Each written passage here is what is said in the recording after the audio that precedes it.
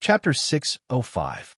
The three sentences were like three hard stones that jumped out of the air, smashed into the ground, and then bounced up. Even if they eventually shattered, they refused to be deformed in the slightest. Their valiance and stubbornness were hard to describe. Huai Chaoshi was silent for a moment. She, who was confident and arrogant under her ordinary face, did not care about the impassioned Su Lu on the sickbed at all. However, when she heard the three stiff sentences, she could not help but feel a sense of vigilance.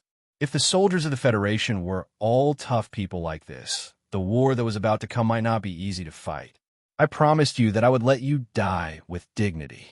She put down the coffee cup in her hand, looked at his unusually thin face, and said slowly, "Since you believe that this way of dying is not dignified, and have decided on another way yourself, I can only accept it.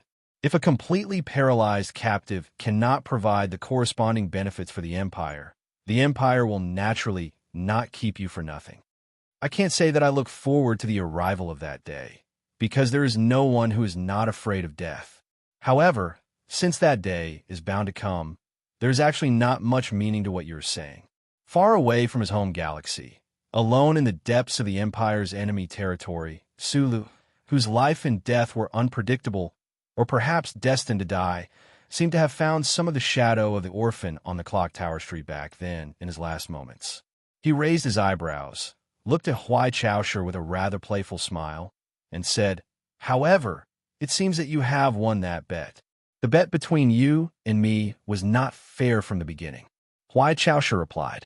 Then she took out a small booklet and asked, "This is what we found on you when we captured you. Can you explain it?" Su Lu glanced at the old booklet, and his thoughts instantly returned to the planet full of ice and snow before the new year like a movie. After being captured and brought to the Empire's Tianjing planet, he had never seen the sky above the enemy's headquarters. He had only seen the endless darkness and the snow-white ceiling of the ward. The people around him were all enemies, and the air was filled with the smell of a foreign land. He missed the past more than any other moment in his life. The subordinates of the 7th Division, the small team of the Nutshell Engineering Department, the mecha group that silently advanced in the snow. He even missed the monster Iron 7th Division trained by Du Shaoqing, the Highland Valley at 3,320 meters, the Glacier Forest at 5,460 meters, the road lost in the snow, and the deep pits beside the road, the corpses of countless Federation civilians in the pits, the diary of an Empire officer, and the gray eyes of a little Federation girl that couldn't close. "I believe you have already read this booklet," Su Lu replied. "This officer named Arthur was executed by your own people because he was unwilling to carry out the Expeditionary Army's order to kill. I have to say, he's the first person from the Empire that I wouldn't describe as a beast." Huai Chaoshi narrowed her eyes, and the coldness gradually grew, but she didn't say anything. Su Lu didn't seem to feel that pair of cold eyes at all. He continued to frown and said, "You asked me earlier about my unwillingness. In fact, I really do have a lot of unwillingness." He calmly looked into Huai Chaoshi's eyes and said, "You are the butchers of the universe. It's a great regret that I can't completely destroy you." Huai Chaoshi was silent for a moment, then shook her head and said with slight mockery, "I thought that after taking you to Li Ban to read our textbooks, you would have a relatively objective and clear understanding of history. I didn't expect you to still be a piece of trash that was brainwashed by the Federation. Don't you think it's a bit ridiculous for the Empire's princess to say the words brainwashing to a Federation citizen? Or do you think that the role of the Imperial Expeditionary Force's Royal Supervision Group is only to direct the chorus?" Su Lu refuted without any trace of politeness. "This is war," Huai Chaoshi coldly said. "There has never been a just war in the history of the universe, especially when this war is between the Empire and the Federation. You have even less of a moral chip to take out. War is naturally only war.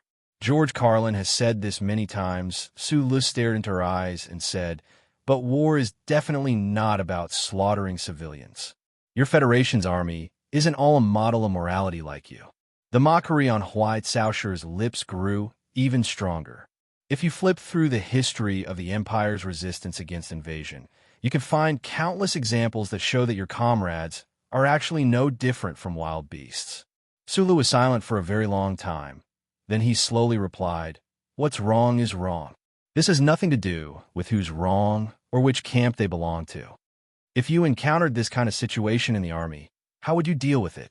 Huai Chaoshu looked at him like she was looking at an idiot. "I don't know," Sulu replied very honestly.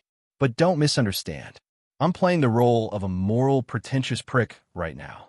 I've always lived according to my habits. Whether it was assassinating Macklin or fighting you on the front lines of the Westwoods, I simply thought that these things should be done. So I did it. Prince Macklin is the most outstanding member of the royal family in the history of the Empire, and he is also my uncle," Huai Chaoshu said calmly. "Thank you," Sulu said very seriously. With these two simple sentences, he understood the true identity of the seed of the Empire who had died under his pen. He also understood that for him to have killed Macklin with his own hands, to have a relatively dignified death, this princess by his bedside must have put in a lot of effort. Huai Chaoshu gently placed the diary of the Empire's military officer on the table, then looked at the old diary cover in silence for a long time. Perhaps she was imagining everything that had happened in the Westwoods that year in her mind. The temperature in the ward is not bad. She woke up from her thoughts and looked at the beads of sweat on Su Li's forehead. She said calmly, "Do you feel very hot?" At this moment, beads of sweat the size of soybeans were continuously pouring out from the roots of Su Li's hair and then dripping down from the corners of his eyebrows, instantly wetting the entire pillow. His thin cheeks were abnormally pale, and his tightly pursed thin lips were trembling nonstop, but the smile in his eyes was still so natural. "Not hot." Su Li's voice became more and more hoarse. Huai Chaoshu finally could not help but frown and shake her head. She said, "Why hold it in?" After saying this, she turned and left the ward. Just as the ward door closed, Su Li's spirit suddenly relaxed. Although his paralyzed body could not show anything, the sweat pouring out of his thick black hair suddenly increased. His brows were tightly furrowed, and there was no longer any smile on his face. His lips were painfully pulled open, revealing a mouth full of white teeth. Blood continuously seeped out of his gums, making him look extremely wretched. Ever since he woke up from his near-death coma, he had been enduring immense pain. His body could not move, but his internal senses had become even more sensitive. The collapsed power channel had become countless sharp fragments, wantonly cutting in all directions. His nervous system had been severely damaged, but he could very sadly clearly feel the pain of these small knives cutting into his flesh. There was also the mysterious burning power that had finally broken through the barrier. Although it was no longer suppressed by the power of Huai Chaoshu's finger, it could no longer be controlled. It ran up and down his body chaotically, turning into thousands of tiny scalding whips that lashed at every cell in his body, making him feel even the tiniest sensation. It was not a death by dismemberment, but it was even worse than that. Su Li's pain was unbearable. Even if he gritted his teeth until they were broken, he could not hold on for much longer. If Huai Chaoshu had not left just now, he might not have been able to hold on any longer. In order to die with dignity, one must first ensure one's own dignity. He insisted on this, so he smiled and mocked the conversation, refusing to let the muscles on his cheeks twitch because of the endless pain. Sweat flowed down his body like a river, wetting his pillow and bedding for an entire night. It was only when the unfamiliar morning light of Tianjing seeped in through the window that he, whose face was extremely pale and weak, realized that he had been fighting that kind of pain for an entire night. How many people in this world could endure this kind of pain? To be able to endure something that ordinary people could not, they were naturally not ordinary people. This kind of person would most likely achieve great things in the end, as long as they did not die in an accident in their career. This was because they had too strong of a willpower and will that supported them to fight to the death against something that they could not endure. Sulu could endure it because he was unwilling. He had not worn his general's uniform and returned to the dark and boring Donglin mining area to take a look at the cafe, the pub, the library, The big recuperation center, the long-legged policewoman, and the police officer called Bao Longtao. He had not seen the men and women on S1 complete their stories. Tai Ziwan had not gotten married. How was Miss Bai going to wrap things up? Would Zhou carry little Lu Hua and stand under that building to wait for someone to return home? He had not personally caressed Jian Shuayer's black hair. He had not once again used Shang Qiu's greatness to warm his lonely right hand. He had not yet returned the kindness of that beautiful girl. He had not yet found out the truth behind that uncle's death. He had not yet driven the turbocharged MXD to the road in the middle of Lin Mountain to have a crazy race with that bunch of idiotic sons of the senators. He had not yet concealed his identity and gone to some crazy place to dance and have fun. He had not yet forced by Magnolia to cut off that annoying strand of hair that floated in front of his forehead. He had not yet brought Xiong Linquan to carry to Lin's gun to help the Wincy snatch his sister from the 13th floor. He had not yet gotten sick of singing that song with Shi Qinghai. He had not yet had the time to tell everyone that he was Su Lu, the orphan of Donglin Su Lu, and not the soldier Su Lu. How could he be willing to die? Suicide was a battle, but it was also a new gamble. In a situation where he had nothing to lose, he could only gamble with his own life on this last gamble. With difficulty, he turned his head to look at the first ray of morning light from the willow tree outside the window. Su Lu breathed rapidly and tiredly. An abnormal blush appeared on his pale face. In the Empire, this ray of morning light should be called the white belly of a fish. Only a dead fish would show its ugly white belly to fishermen or tourists. He was not dead yet. This was good. Chapter 606. The maple trees outside the window were moving, and the wind was blowing through the treetops. The morning light shone in through the window and onto the hospital bed. The nervous system in his body was fine, but the complicated and elusive energy channels that flowed around the nerves were broken. The injury, which was indescribable, had successfully interfered with the transmission of information from the nerves. As a result, there was an additional paralyzed and weak patient on the hospital bed. The ants that rose in the morning under the old trees, the birds that sang in the breeze, the cracks in the sturdy building walls, and the people who were watching from behind the walls. Everything on Tianjing planet seemed to be moving, except for the frail and weak body on the hospital bed. Fortunately, his heart could move. As long as his heart could move, it was fine. As the thoughts in the deepest part of his mind revolved, the paralyzed body on the hospital bed seemed to move in a space that was connected to reality, yet was completely separated from it. Raising his knees, extending his arms, twisting his waist, lowering his hips, bending his elbows. The 10 strange postures that were imprinted in his mind were slowly displayed one by one. The familiar burning and trembling sensation finally appeared once again. Although it only appeared in his mind, it still made him feel extremely relieved. The barrier that Huai Chaoshi had struck into his body with a strange method was shattered because he had gambled with his life. The burning power that had been blocked for many days was like a flood that had suddenly been freed. It fiercely surged out, smashing the dam and scattering to every corner of his body without any sense of direction. Then it transformed into sharp knives and thin whips that whipped and cut his sensitive areas, bringing him endless pain. However, at this moment, following the postures in his mind, the speed at which the flood spread around his body seemed to have slowed down a little.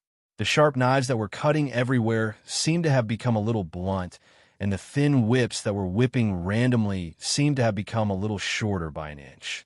Although this change was extremely subtle, it was extremely clear to Su Lu, who had to constantly resist the unbearable pain. He didn't know how all of this had happened, but he knew that changes were ultimately good things. However, it seemed that the scattered fragments of power had some kind of innate resistance to this kind of request. Every time he tried to pull back the fragments of power that were far away from the fixed channel, his spirit would be greatly depleted. Moreover, it was like holding a sharp blade with one's bare hands. It was so painful that it was dripping with blood, incessantly and vividly, to the extent that it was unbearable. Su Lu, who was lying on the hospital bed, was well aware of this principle. He closed his eyes tightly and cautiously experienced this feeling. He valiantly and resolutely endured the more and more terrible pain. This pain made his pair of dark eyebrows deeply furrow, like an idiot thinking about a philosophical problem. Beads of sweat the size of soybeans converged into a river and flowed down, instantly drenching the clothes and sheets. After an unknown amount of time, Sulu finally opened his eyes. His eyes, which were usually sincere, amiable, and bright when he was in the Federation, were now filled with endless exhaustion. There was even a trace of fear and regret that was rarely seen in him. This kind of pain was too terrible. It wasn't like using a bare hand to hold a sharp blade. To be more precise, it was like a newborn baby's delicate hand holding a sharp blade that had been burned red. Every time his mind came into contact with the scattered power in his body, it would produce a similar feeling. During this process, how many times had he come into contact with this kind of thing? Again, how many people in the world could endure this kind of pain? He was the most persevering Donglin stone of the younger generation.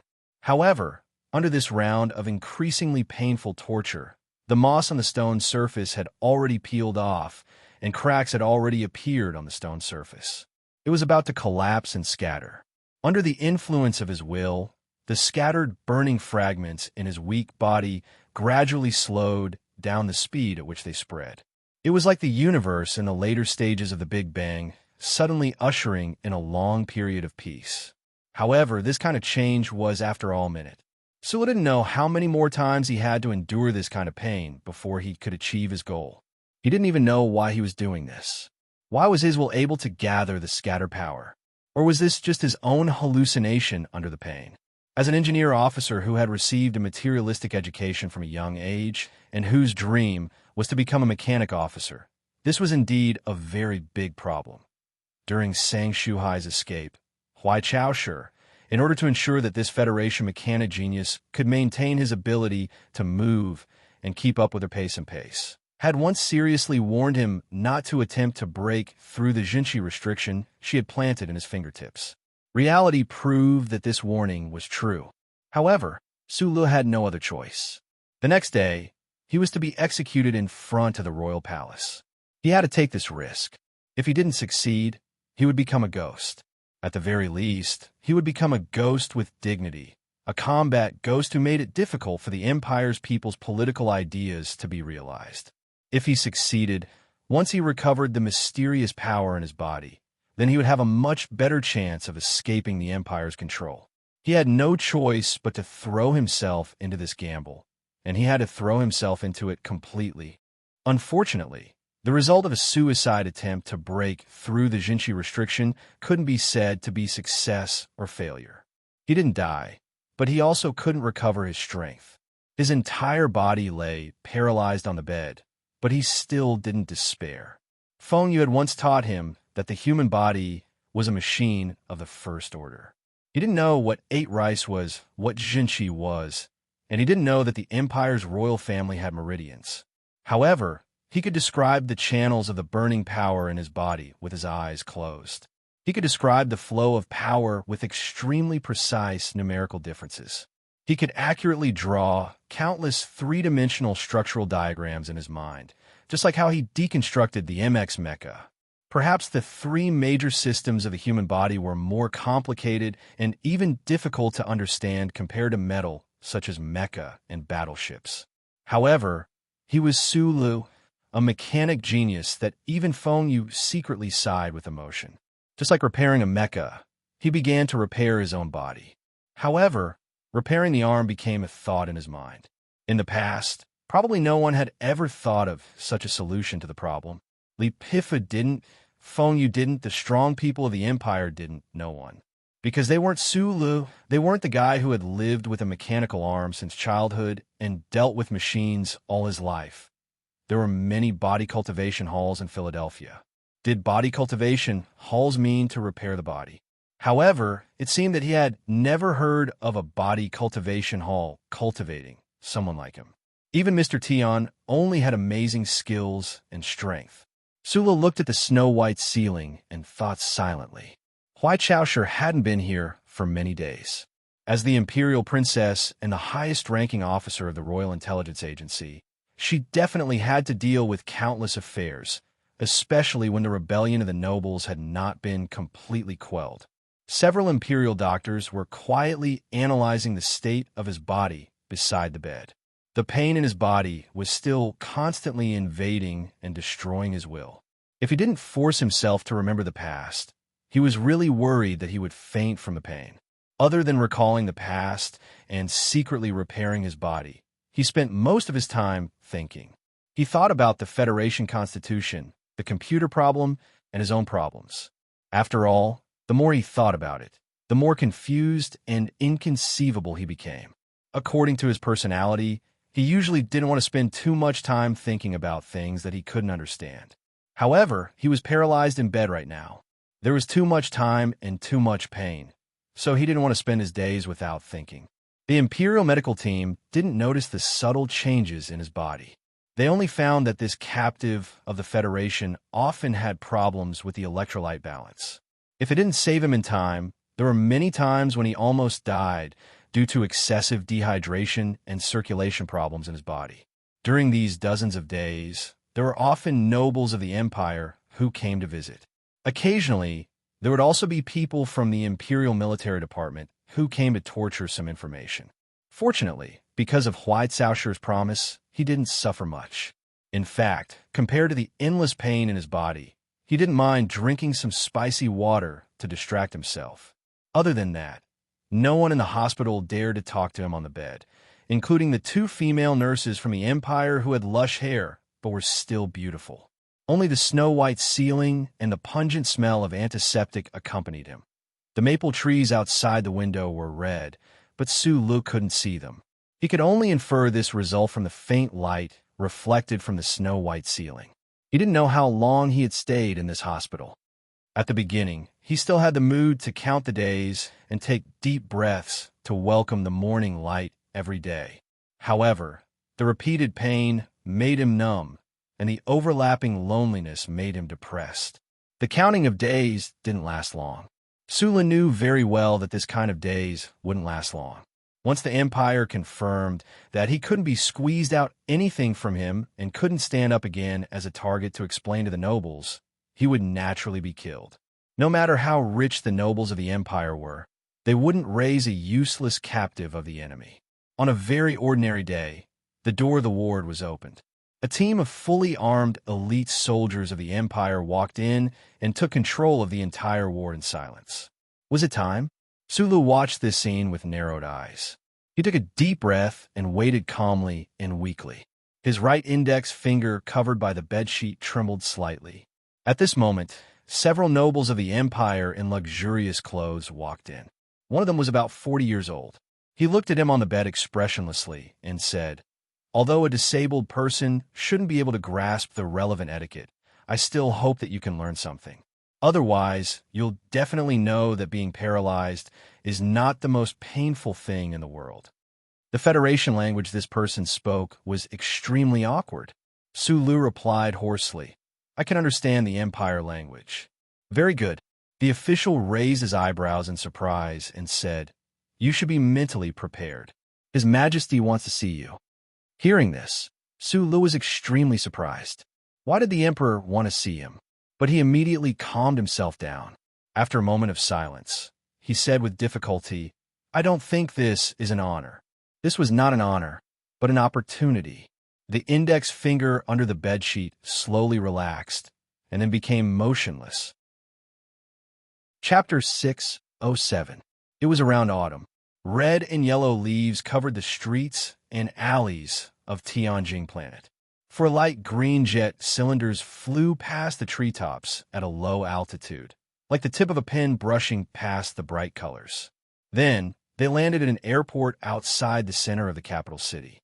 The group changed to military vehicles and headed toward the center of the city along the spacious high-grade roads that extended in all directions like a spider web. They arrived at their destination in the afternoon. The majestic and cold side door of the palace slowly opened, and a group of guards wearing royal military uniforms walked out. They silently took a moving, self-restraining bed from the fleet and headed into the depths of the palace. The white restraints were like spider silk, tightly binding the thin, weak, and paralyzed young foreigner on the moving bed, making him look like an insect that was about to be sucked to death. Along the way, the Empire's people didn't use equipment to control Su Li's vision and hearing. He was finally able to take a look at this city that only existed in the imagination of the Federation people, the Empire's capital city of Tianjing Planet. The vast maple forest on the outskirts of the city, the extraordinarily wide highways, and the unique architecture all brought him a great shock. It must be known that although the Federation had paid a great price to obtain an image of this huge city, very few people were able to see it with their own eyes. However, all the Federation people who had seen the capital city of Tianjing Planet should be dead, right? Su Lu was very clear that no matter what the Emperor's intentions were for summoning him, death was already very close to his body. Being able to see the Empire's capital city before his death and feel the atmosphere that the Federation people would rarely experience in their entire lives, according to his inherent nature, his eyes should emit a greedy and emotional glow. However, there was only calmness in this pair of small eyes today. Even though his heart was shaken when he saw this majestic palace that was known as the most magnificent human building in the universe, he controlled his facial expression extremely well. The Empire's soldiers who were pushing the bed into the depths of the palace noticed the calmness of this Federation captive and couldn't help but have a strange feeling.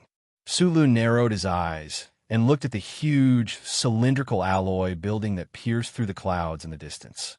He guessed that it was probably the palace where the Emperor lived in the rumors. He was shocked again, but the expression on his face became colder and colder. How many truly important moments in a person's life could there be? Marriage, childbirth, funeral. Today, he, a soldier of the Federation, was going to meet the Federation's greatest enemy, the warmongering, arrogant, and cruel Emperor of the Empire. If he didn't pretend now, when would he?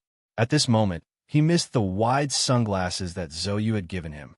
He felt that he should be Du Shaoqing, riding the maglev elevator that had long been forced to eliminate by the Federation's Energy Management Committee because of its huge energy consumption. It did not take long for them to reach the sky from the ground of the palace that was full of flowers, trees, and surveillance equipment. It was really the heavens. The sun in the distance moved slowly toward the horizon. The clouds just had a hint of sunset aura.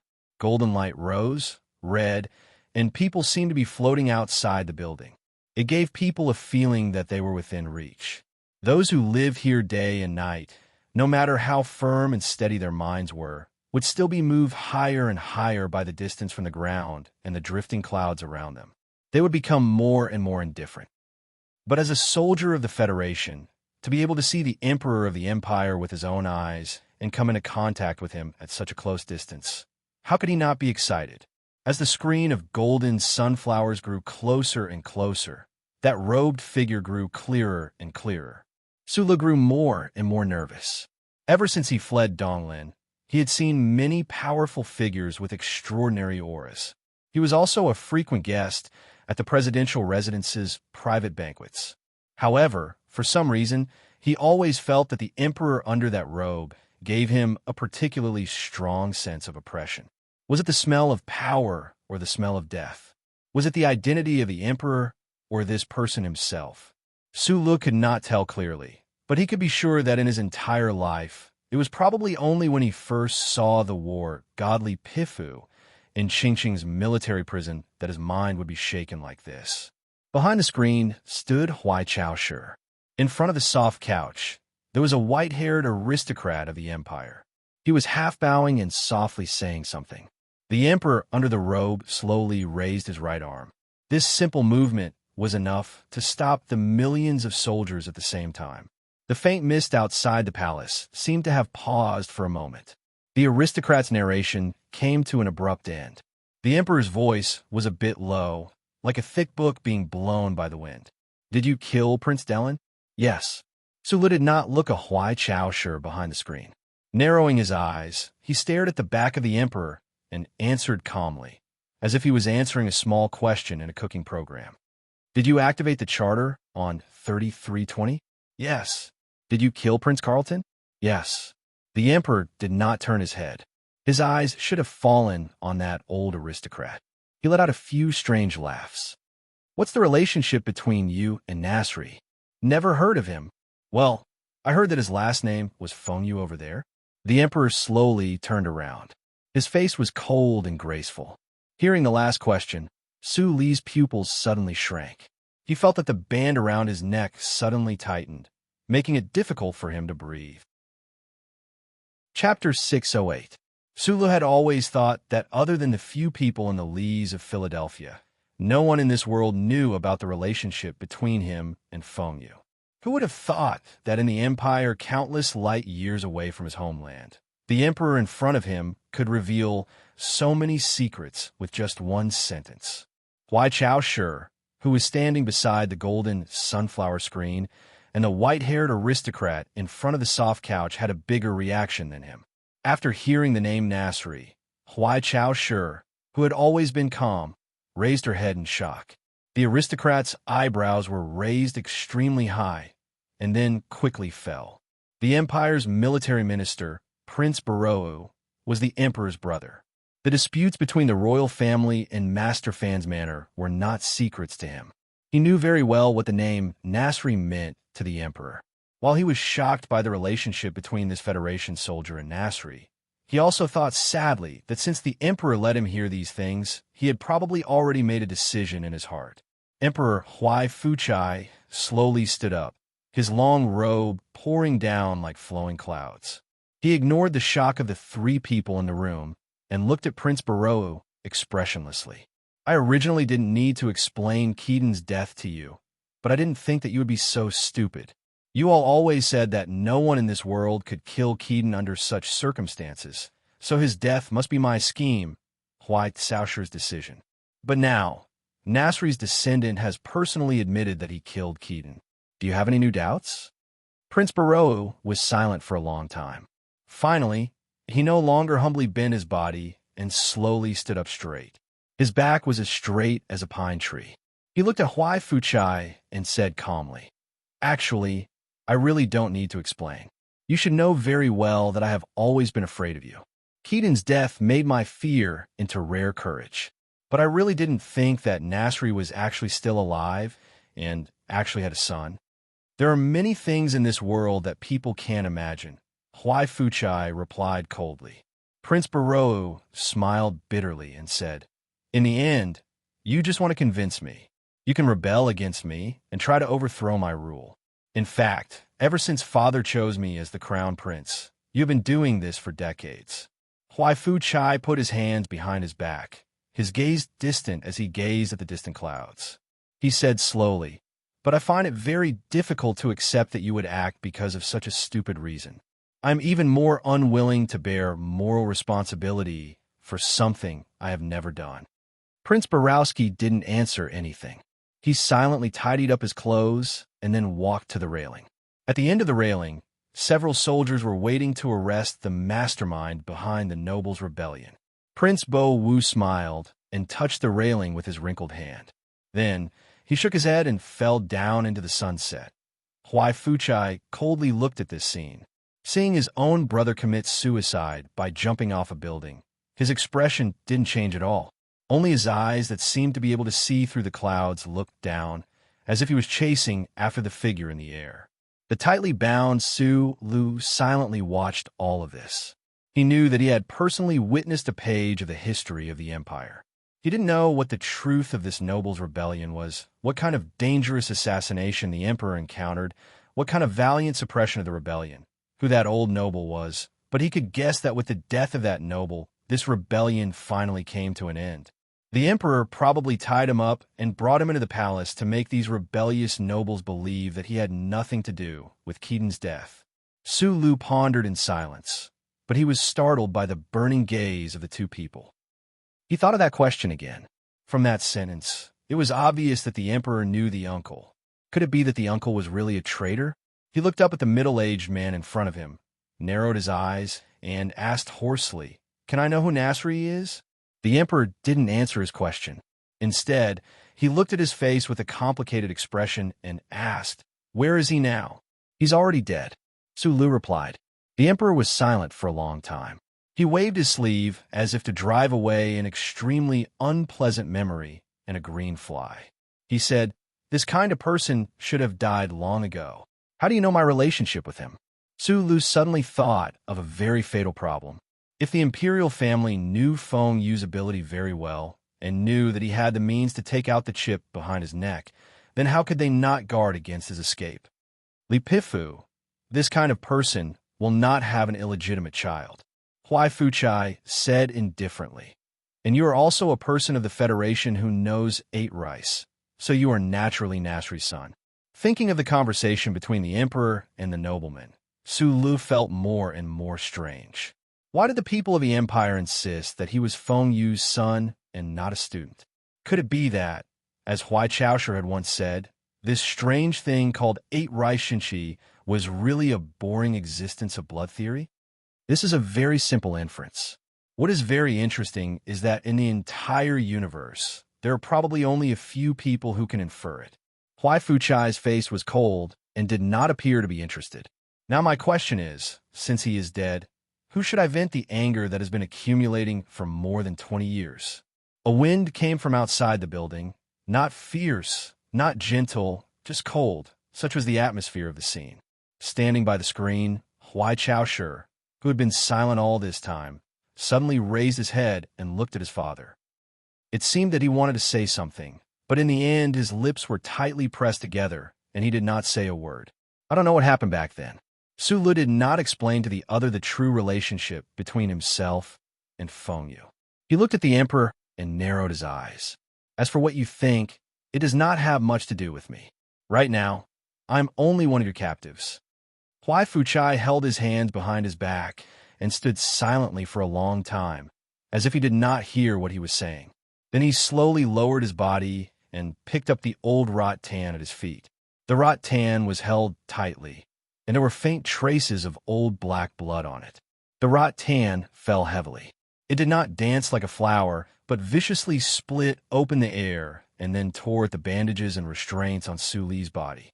It tore at his flesh, carrying endless resentment and anger, venting the hatred of a monarch that came from who knew where. Pa! Pa! Pa! There were countless small metal hooks hidden in the rattan. Each swing was like the terrifying kiss of a tiger's tongue, scraping off a thin layer of flesh, causing extreme pain. Huai Fuchai silently and forcefully swung the rattan like a calm madman, whipping the completely paralyzed young man. The sound of wind breaking and the sound of cloth being rolled up mixed together in the palace.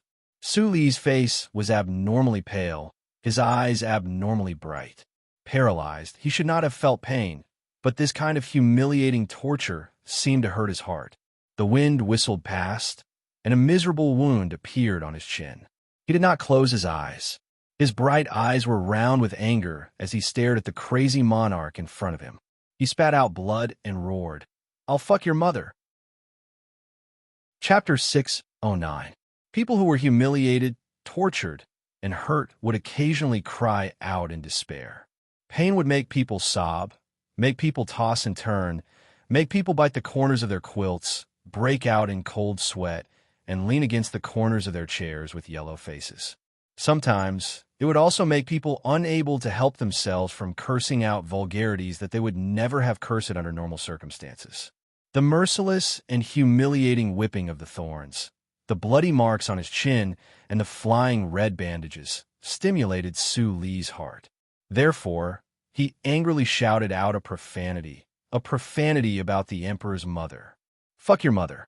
In the vast universe, who dared to say such words to the emperor of the empire?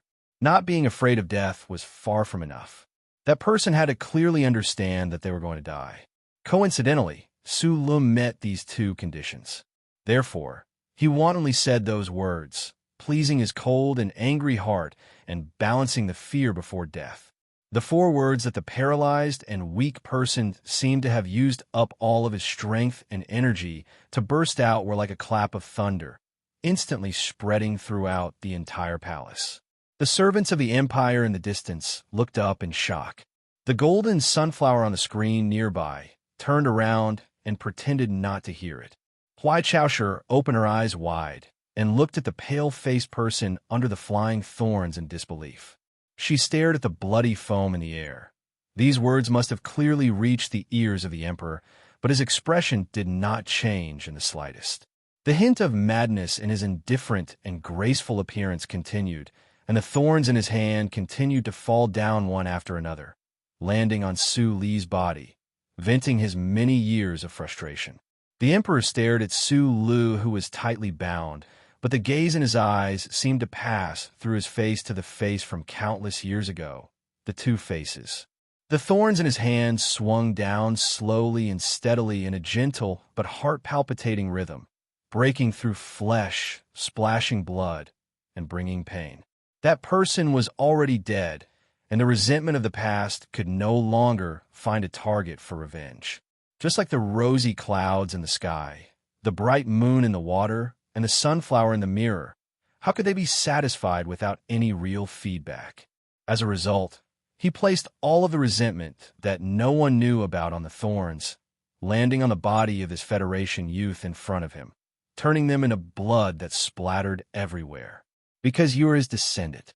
The vines fell directly, as if to whip some kind of cowardice in the heart. The Emperor Huai Fu Chai's expression was indifferent, the madness in his eyes gradually receding, becoming increasingly cold. Fuck your mother. Su Lu also widened his eyes and stared at the Emperor of the Imperium, who was right in front of him. Every time his body was hit by a thorn, his grayish-white thin lips would open and repeat the same profanity. Compared to the first time, his voice was much weaker, but it was still clear enough for the Emperor in front of him and Huai Chaoshi beside him to hear it clearly. With a bang, the ratchet fell down. Fuck your mother. With another bang, the ratchet fell down again. Fuck your mother again. As many as the ratchet fell down, I'll fuck your mother again. Fuck is a kind of attitude towards life. This is a kind of attitude of not lowering one's head, not blinking, not narrowing one's eyes, only staring at you, unyielding, unavoiding, and fearless. Even if you're the most powerful person in the universe, even if you can make millions of people shed blood into rivers with a single word, you still can't not let me fuck you. You can use a red iron needle to sew my mouth shut, but I can use my finger to write a large fuck character. You can cut off all of my 10 fingers, but I can still silently chant the bright fuck character in my heart. Of course, you can kill me, but since death is already here, why not fuck me a few more times before death? The Emperor didn't have anyone seal his mouth, only lowering his head slightly, as if he was carrying out some kind of ritual, slowly and forcefully whipping his body. Su Lu also lowered his head slightly, staring straight at his face, as if returning some kind of courtesy, slowly, softly, and forcefully uttering a curse. Ha, fuck your mother, .8 the time. The situation in the royal palace was like this. The great emperor and the brave Federation hero, because of the unique part of each other's temperament, became two seemingly expressionless but, in reality, unusually crazy fighting cocks with black and red coxcombs raised their necks and looked with disdain at the world and the other side, carrying out a childlike confrontation with each other using one curse word after another. The trembling imperial servants and female officials kneeling outside the palace would find it difficult to forget the scene they saw today for a long time in the future. In reality, at the time, they thought that after hearing the countless dirty curses of the Federation madman toward the Emperor's mother, they would certainly be immediately executed to prevent the filth from spreading to more people's ears. Unexpectedly, the Emperor didn't execute them afterward. Perhaps it was because the Emperor was too tired.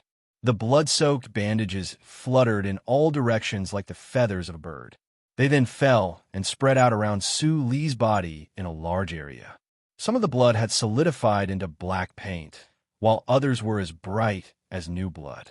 There was even more blood that flowed out from the large and small wounds on his body and dripped down his thighs to the ground. It was an unusually terrifying sight. So did not faint. Because of the excessive blood loss, his cheeks were unusually pale. A trace of indifference and ruthlessness still hung on his face. His head drooped weakly, but his eyes were still forcefully open. He stared viciously at the emperor in front of him. It looked like he was rolling his eyes in disdain. Huai Fuchai's right hand held the whip tightly. There was a trace of loneliness in his cold expression. Under the robe, his chest rose and fell continuously. The long period of whipping seemed to have used up a lot of the emperor's strength. His gaze was still calm, but there was an additional trace of complicated and indescribable emotion in his expression. He looked silently at the bloody man in front of him and listened to the last curse word that was so slightly hoarse that it was almost inaudible. Suddenly, his brows furrowed, and he let go of his right hand. The blood-stained whip fell into the pool of blood and bloomed with a few blossoms of blood. Huai Fuchai silently turned around and walked past the giant golden sunflower screen. He walked back to the dark and noble soft couch. Gently brushing his robe, he calmly sat down. He stared blankly at the large classical brick wall. He seemed to be somewhat tired. Then he raised his hand and waved it tiredly. 2 fingers cut through the air, deciding Su Li's life and death. In a sea of mulberry trees, you gave me some surprises, but compared to that, today, I feel even more admiration. Outside the maglev elevator, Huai Chaosher looked at the blood-covered Su Lu. After a moment of silence, he said, I am very sorry. The dignity I once promised has been a little unexpected today. However, I can guarantee that you will die by execution and not by torture. The half-lying Su Lu struggled to open his swollen eyes. He wanted to say something, but in the end, he could only weakly spit out a few drops of blood. He could only helplessly smile. Huai Chaosher took a handkerchief from a subordinate's hand and helped him wipe away the blood at the corner of his mouth. The Empire's medical team had already rushed over. Large doses of cardiac stimulants and muscle relaxants were injected into Su Li's body. The smell of the medical glue, for a short time, actually covered up the fragrance of the flowers in the royal palace. After a period of treatment, Su Li finally recovered some of his energy. In a raspy voice, he said in a low voice, Just now, seeing your emperor's hand gesture, I should be immediately executed. Why are you still treating me? I said, I will let you die with dignity. Huai Chaosher furrowed his brows slightly and replied, I cannot stop the emperor's anger, but before you die, you will certainly enjoy the treatment a soldier deserves. I won't say thank you. Su Li's eyes were so swollen that only a slit remained. He looked at Huai Chaosher's face through the slit and suddenly remembered a derogatory proverb from the Federation. In a raspy voice, he said, Because I won't express any thanks to those who want to kill me. If you had the chance to kill me, what would you do? Huai Chaosher asked. Of course I would kill you. Su Li's reply was very honest. In the foreseeable future, the princess in front of him was, without a doubt, the most powerful and terrifying enemy of the Federal Army.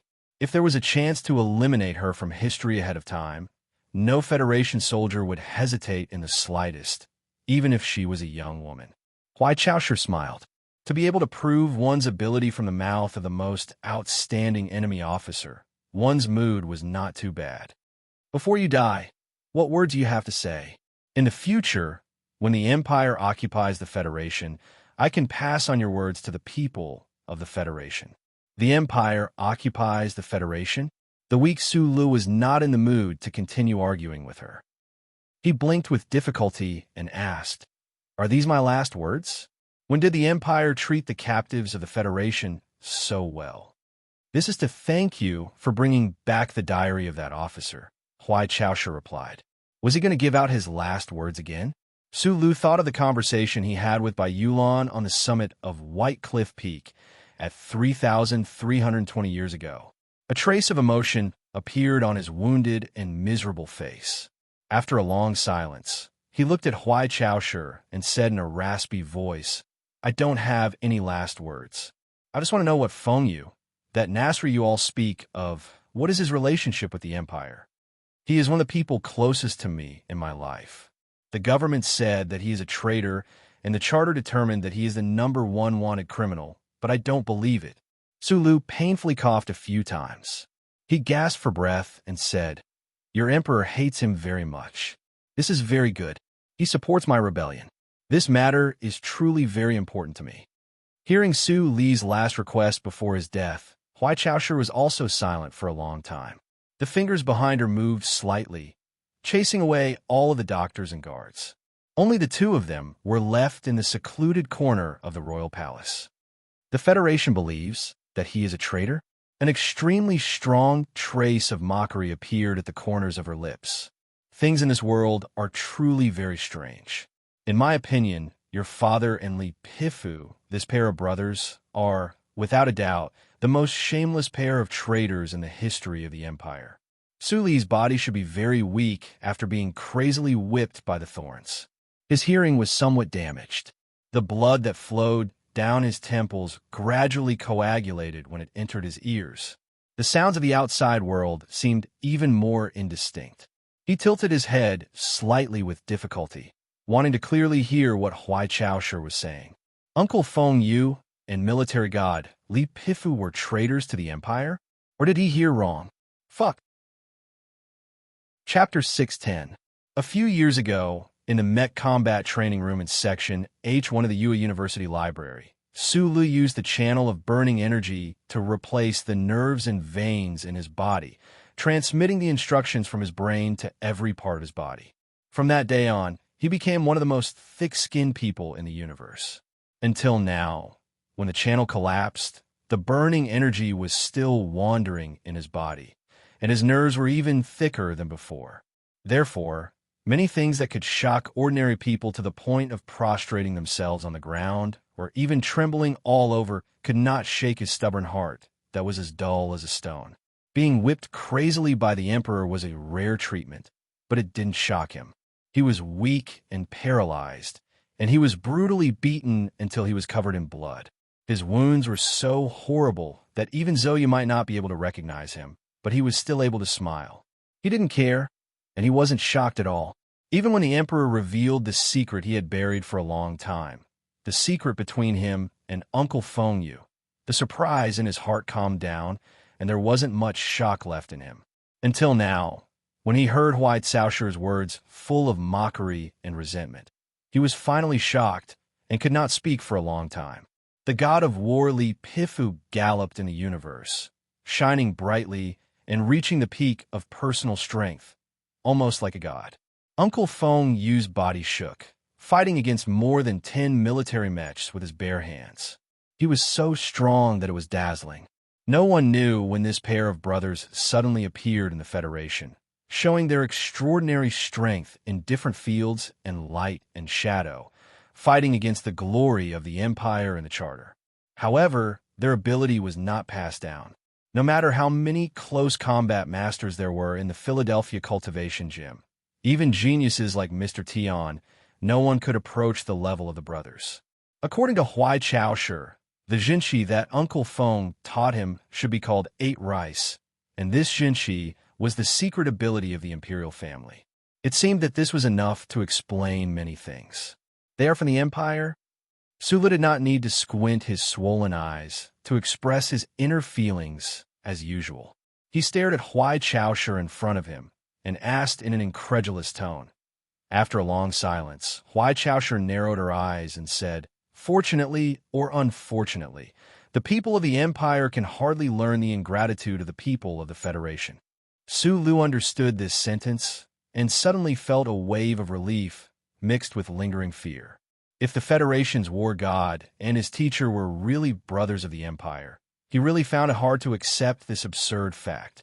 However, following Huai Caoshi's denial, even more questions poured into his mind. If the brothers Li Pifu were not from the Empire, where did they learn their amazing abilities?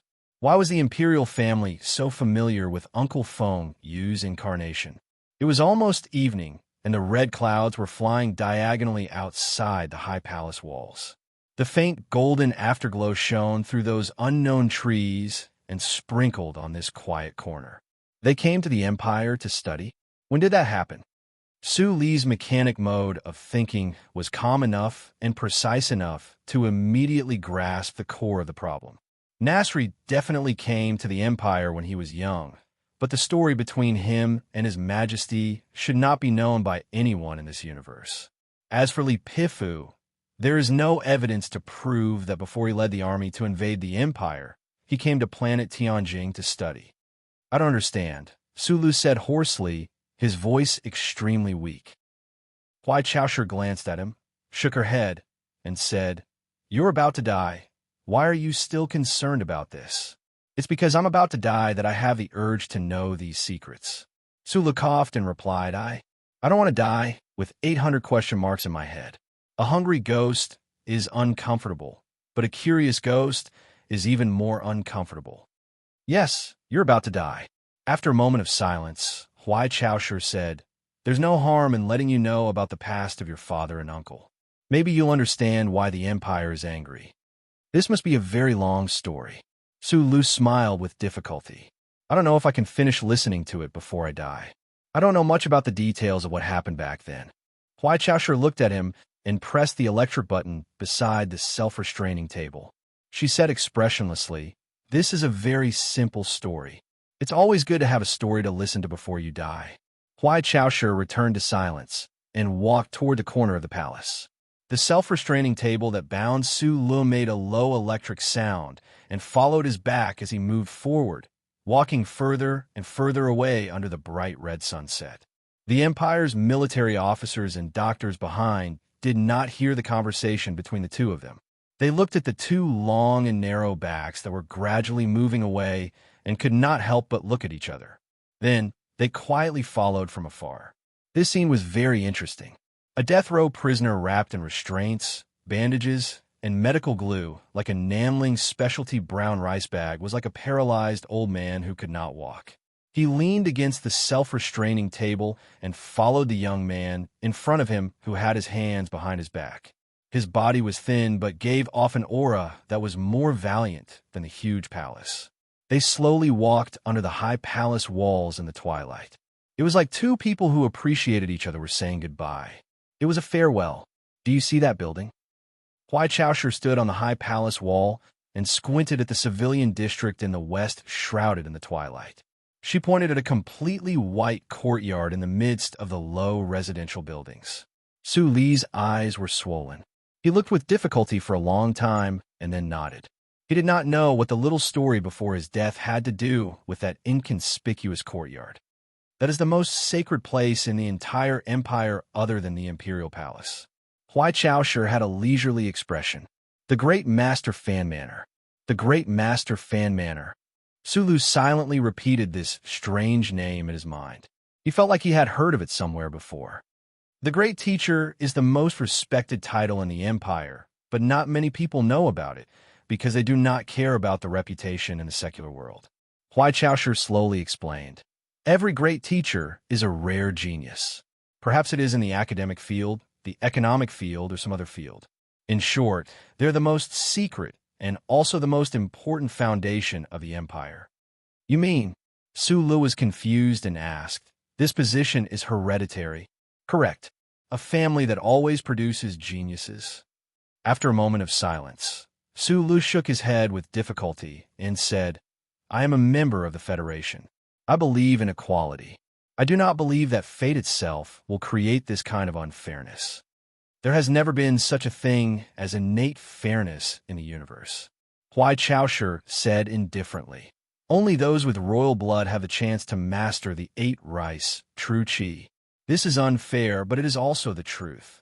So you have to admit that the Creator has chosen the royal family to lead the ordinary people of the empire from the beginning.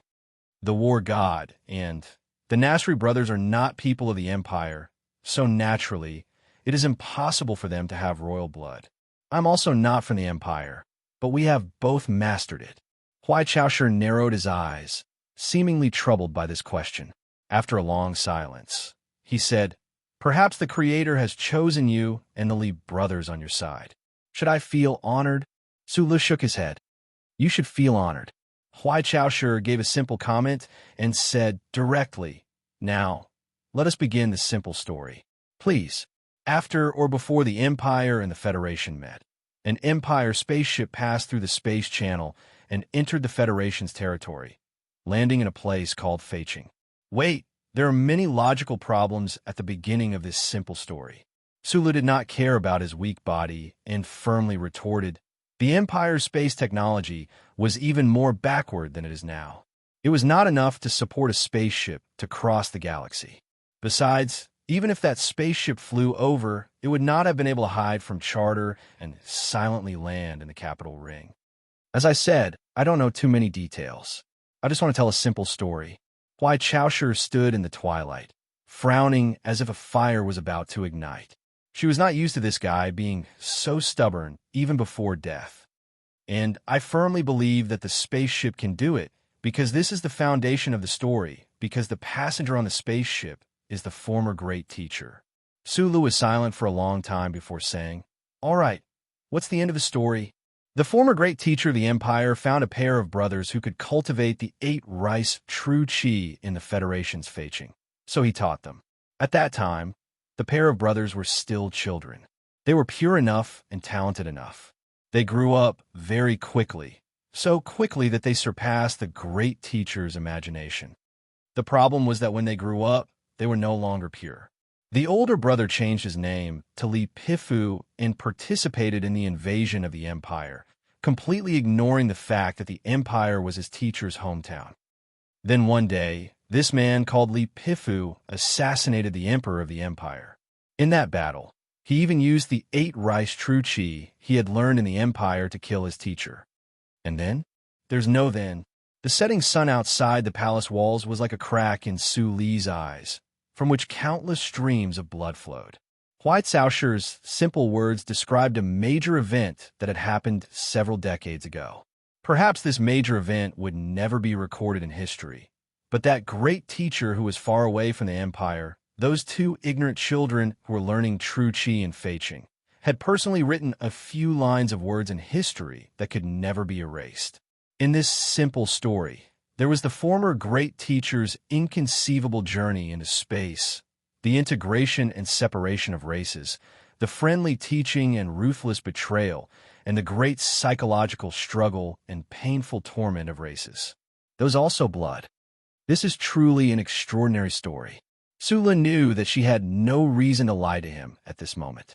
Although there were still countless questions that had not been answered, just this information alone was enough to make him shocked again and again, perplexed again and again. Chapter 611.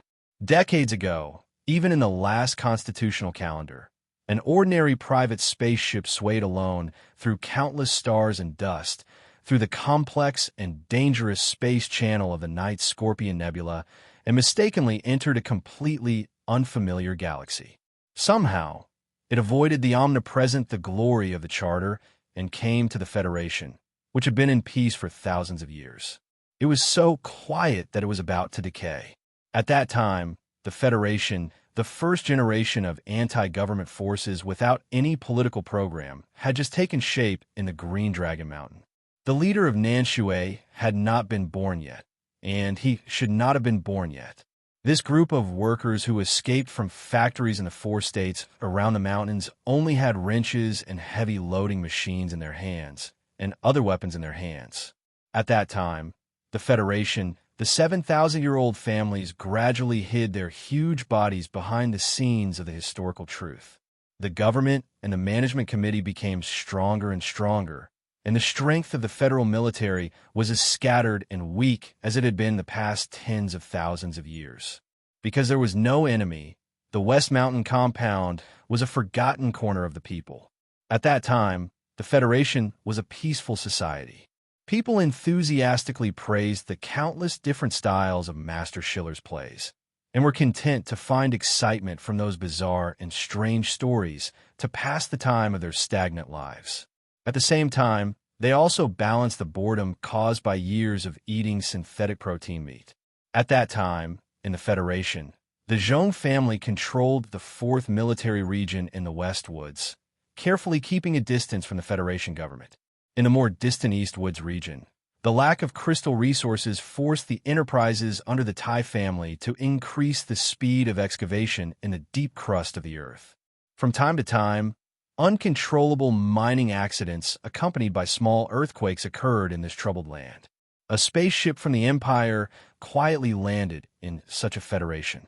The young man walked out of the spaceship curiously and excitedly looked at everything new around him. There was a small device in his jacket pocket that kept emitting faint blue light. The young man from the Empire hid his identity, avoiding the glory of the Charter and wandering or traveling in the Federation. No one knew where he went and how long he stayed. They could only guess that at some point in time, he saw two young boys under the reflection of the snow mountain in a place called Feiching, a place that had now been designated as a forbidden area by the Federation government. The two boys' surnames were Li. The young man from the Empire was pleasantly surprised to find that the two boys could actually sense qi. For some reason that no one knew, he chose to stay in a foreign and incomprehensible city to personally educate the two boys. Many years later, the young man from the Empire became a middle-aged man with a green beard. Homesick, he returned to his hometown. Many years later, the flames of war between the Federation and the Empire continued. After a night of painful psychological struggle, the two brothers chose a completely different direction in life. Because the way they treated war and the way they treated their teacher was completely different from the way they treated betrayal of kindness. These two equally brilliant and moving brothers had an intense quarrel and even a fight. Their palms fell down, their teeth bit their tongues, and they were shaken to the ground with blood. Ever since then, they had fallen out. The elder brother wiped away his pained expression and changed his name to join the military. He entered the 1st Military Region as a 17 mechanic. He wore a military uniform and piloted a mechanical suit, beginning a dazzling career as a military god. The younger brother wiped away his lonely expression and quietly disappeared into the sea of people. From then on, the Federation had one less mechanical genius, but the Capital University had one more historical and political scientist. After a few years of blankness, the Federation Society had gained many more extraordinary characters. When the Federal Army entered the Empire's territory, a fierce battle broke out. Li Pifu rushed thousands of miles. That black M37 mecha was on the verge of collapse. Like a bolt of lightning, it blasted into the depths of the Empire's military camp that was heavily protected by countless Empire's royal mecha, causing an explosion that changed the direction of the battle.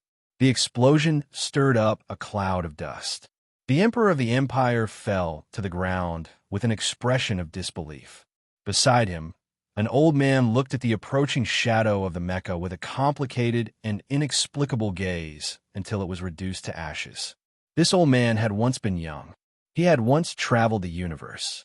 He had once taught two little boys in a puzzling city in the Federation. Many years later, he had inexplicably died at the hands of one of the little boys. At that time, in the dimly lit cockpit of the mecha, what kind of expression would Li Pifu have on his face? After knowing this, what kind of expression would Feng Yu have on his face?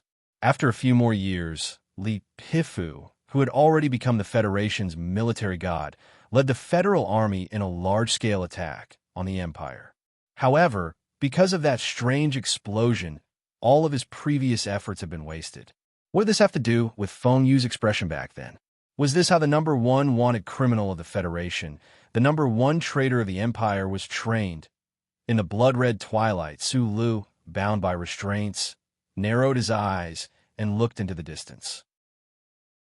His face full of red and swollen wounds looked somewhat comical, but at this moment, it was shrouded in a layer of seriousness and even solemnity. Ink painting needed to be left blank. Life also needed blank. Huai Chaosher had told an extremely simple story, but his mind automatically filled in the blanks left behind. Countless scenes flashed before his eyes like they were real. He was inexplicably shocked, and his heart was filled with endless emotions. What was history? This was true history. Those secret scrolls of the magnificent era gradually unfolded before his eyes. Moreover, these scrolls were also related to him. How could not be moved? Under the Twilight Palace walls, there was a long silence. Huai Chaosher quietly looked at the luster on his face, experiencing the emotions in his heart at this moment. She suddenly felt a faint emotion in her heart. The great teacher, he must be an extraordinary person. A hoarse voice finally broke the silence on the palace walls. Sulu narrowed his eyes and looked at the conspicuous white courtyard in the distant commoner district. Someone who could enter the Federation alone and avoid the glory of the Charter was obviously not simple. What was even more frightening was that he was actually able to teach Li Pifu and Uncle Fengyu, these two terrifying powerhouses. Huai Chaoshu didn't answer with her hands behind her back. In the eyes of the Empire's royal family, those fellows from the Great Teacher Fan Manor never needed to be suspected. But I still have a question. There is no way to find the answer from this story. Sulu turned his head with difficulty and asked in a hoarse voice, "Why does your father hate Nasri so much?" Huai Chaoshu slowly closed her slightly narrowed eyes. In the gradually cooling night wind, she pondered for a long time. She thought about the anger her father had when he launched the attack on the West Woods, the anger today, that Federation national girl, and the metal bracelet on her wrist. I don't know. She paused for a moment and suddenly said, "The Empire's royal family has been connected by marriage with the Great Teacher Fan Manor for generations. My mother is the youngest daughter of the former Great Teacher Fan, but I heard that she died many years ago." Vaguely, Sulu always felt that Huai Caoshu's words revealed a trace of quiet emotion, as if she wanted to say something but couldn't say it. The setting sun in the distance fell a little lower, but the sunset in the sky was a little thicker. The twilight on the palace walls was even thicker. He looked at Huai Caoshu's pair of black eyebrows that were about to completely burn on her delicate face and said, "Thank you for telling me this before I die. Yes, and thank you for telling me those secrets on the spaceship, although it seems that I can't win this bet." Thinking of the bet with Sulu without words, Huai Caoshu's eyebrows raised slightly, and she smiled but didn't say anything. When it was time to say goodbye to each other, the two of them were the best of the younger generation in the Federation and the Imperium. They were destined to be enemies who could not live under the same sky, but they had fought together, escaped together, and talked to each other. "After you die, I might be even lonelier. This is indeed a regret." Huai Chaoshu narrowed her eyes and said calmly, "You won't be lonely for too long." Sulu understood what she meant. He also narrowed his eyes and looked at the sunset on the horizon. He said with a difficult smile, "In the future, you will meet a guy called Li Feng. He's younger than you and me, but when it comes to mecha combat, he's actually stronger than me. The legendary Madman Li? With your endorsement, I don't think I'll be too disappointed." Huai Chaoshu said expressionlessly, "But I regret that I can't fight with you. After you die, it'll probably be difficult to find another partner in this universe who can fight with me." Yes, the feeling of fighting side by side with Sang Shuhai is really not bad. Sulu paused for a moment and then smiled. "But the question is, if we work together, who has the right to be our enemy? No one. Humanity has never encountered a truly hostile intelligent species in the universe." Huai Chaoshu suddenly raised the hand behind her back and stretched lazily in the twilight. She said calmly, "So we can only fight with ourselves? We're all humans. Both sides know this very well. But neither side will admit it unless one side completely defeats the other. Why bother?" Sulu shook his head. "Our generation probably doesn't have the wisdom to solve this problem. Let's leave it to future generations." Huai Chaoshu also shook her head. The twilight was as red as blood. Huai Chaoshu looked at his tragic face and nodded slightly. "Goodbye. I understand. This means we'll meet again in the next life." Sulu smiled and nodded. Huai Chaoshu stood on the wall and watched the back of that figure being escorted away by the Empire soldiers. Her brows slowly furrowed. This fellow, who clearly knew he was going to die, did not have the slightest trace of madness. He was actually so curious about the past. After knowing the answer, he was so satisfied and smiled so sincerely. Unless one had a pure heart that had been washed by the clear spring of the snowy mountains for 1,000 years, who else could do this? Watching that figure disappear into the twilight, she suddenly thought of the words engraved on the stone wall of Great Master Fan's Manor. The future of those with pure hearts is boundless. She had spent her childhood and the first few years of her adolescence in Great Master Fan's Manor. She had never liked these words with a sour and literary tone. She had silently cursed them countless times. But today, she suddenly felt that these words were somewhat reasonable. It was indeed easy for pure people to become strong. She stood in the night wind on the palace wall, silently thinking for a long time. Only when the twilight completely disappeared and the darkness enveloped the houses and the white courtyard did she slowly raise her head. At this moment, an imperial major ran over and heavily kneeled on the ground. With a trembling voice, he said, "Your Highness, he ran away." Chapter 612. In the instant that Huai Chaoshi raised her head, she was lamenting over Su Li's death. In her noble and lonely life, there was one less opponent who was qualified to be her enemy. As a rare person with sufficient strength and qualifications to sigh so deeply that no one would feel disgust or ridicule, in an instant, this sigh of regret quickly transformed into a firm determination. The late emperor and the great teacher had both died at the hands of Li Pifu. My life's goal is to defeat Li Pifu. Even if he is old and bedridden, I must still defeat him. The night wind blew in her face. Just as she was filled with lofty aspirations, she saw the officer run over in a panic and fall to his knees. She heard the officer say in a trembling voice, "Your Highness, he ran away." Huai Chaoshi furrowed her brows and narrowed her eyes. Just like how Su Lu had doubted her hearing a few minutes ago, she also began to doubt her ears. Her Highness was naturally talking about her, but who was he? Who ran away? Her furrowed brows suddenly rose, and a trace of coldness appeared in her narrowed eyes. She had clearly confirmed that his meridians were all broken and his entire body was paralyzed. Today, he had been beaten to such a weak state by the emperor. How could he run away under the escort of a group of fully armed soldiers? Huai Chaoshi walked down. Her military uniform was stiff and full of murderous intent. She slapped the officer heavily to the ground and scolded in a deep voice, "Useless thing." The officer struggled to stand up and once again lowered his head and knelt at her feet, not daring to make the slightest argument. Location. She quickly walked out of the palace and took the communication device from the hands of her subordinate. She knew that this news should have already reached her father's ears. Jingbo Lake, a spaceship has crashed. The escaping soldiers report that the prisoner is not in the cabin. The nearest guard battalion has already rushed over. The officer stood up and didn't even bother to pat the dust on his knees. He staggered behind her and reported in as concise and accurate a language as possible. Inform the Royal Transportation Department to close all docks and stations. Inform all district defense offices to turn on all chip scanning devices. Order the 2nd Royal Mecha Battalion to rush to Jingbo Lake as quickly as possible. Huai Chaoshi walked forward quickly. Using the equipment in her hands, she issued her orders to all the important departments on Tianjing planet. Her expression was unusually cold. She did not know why Su Lu suddenly had the ability to move, nor did she understand why the bomb on his shoulder did not explode. A faint worry surfaced in her heart. After a moment, she regained her composure.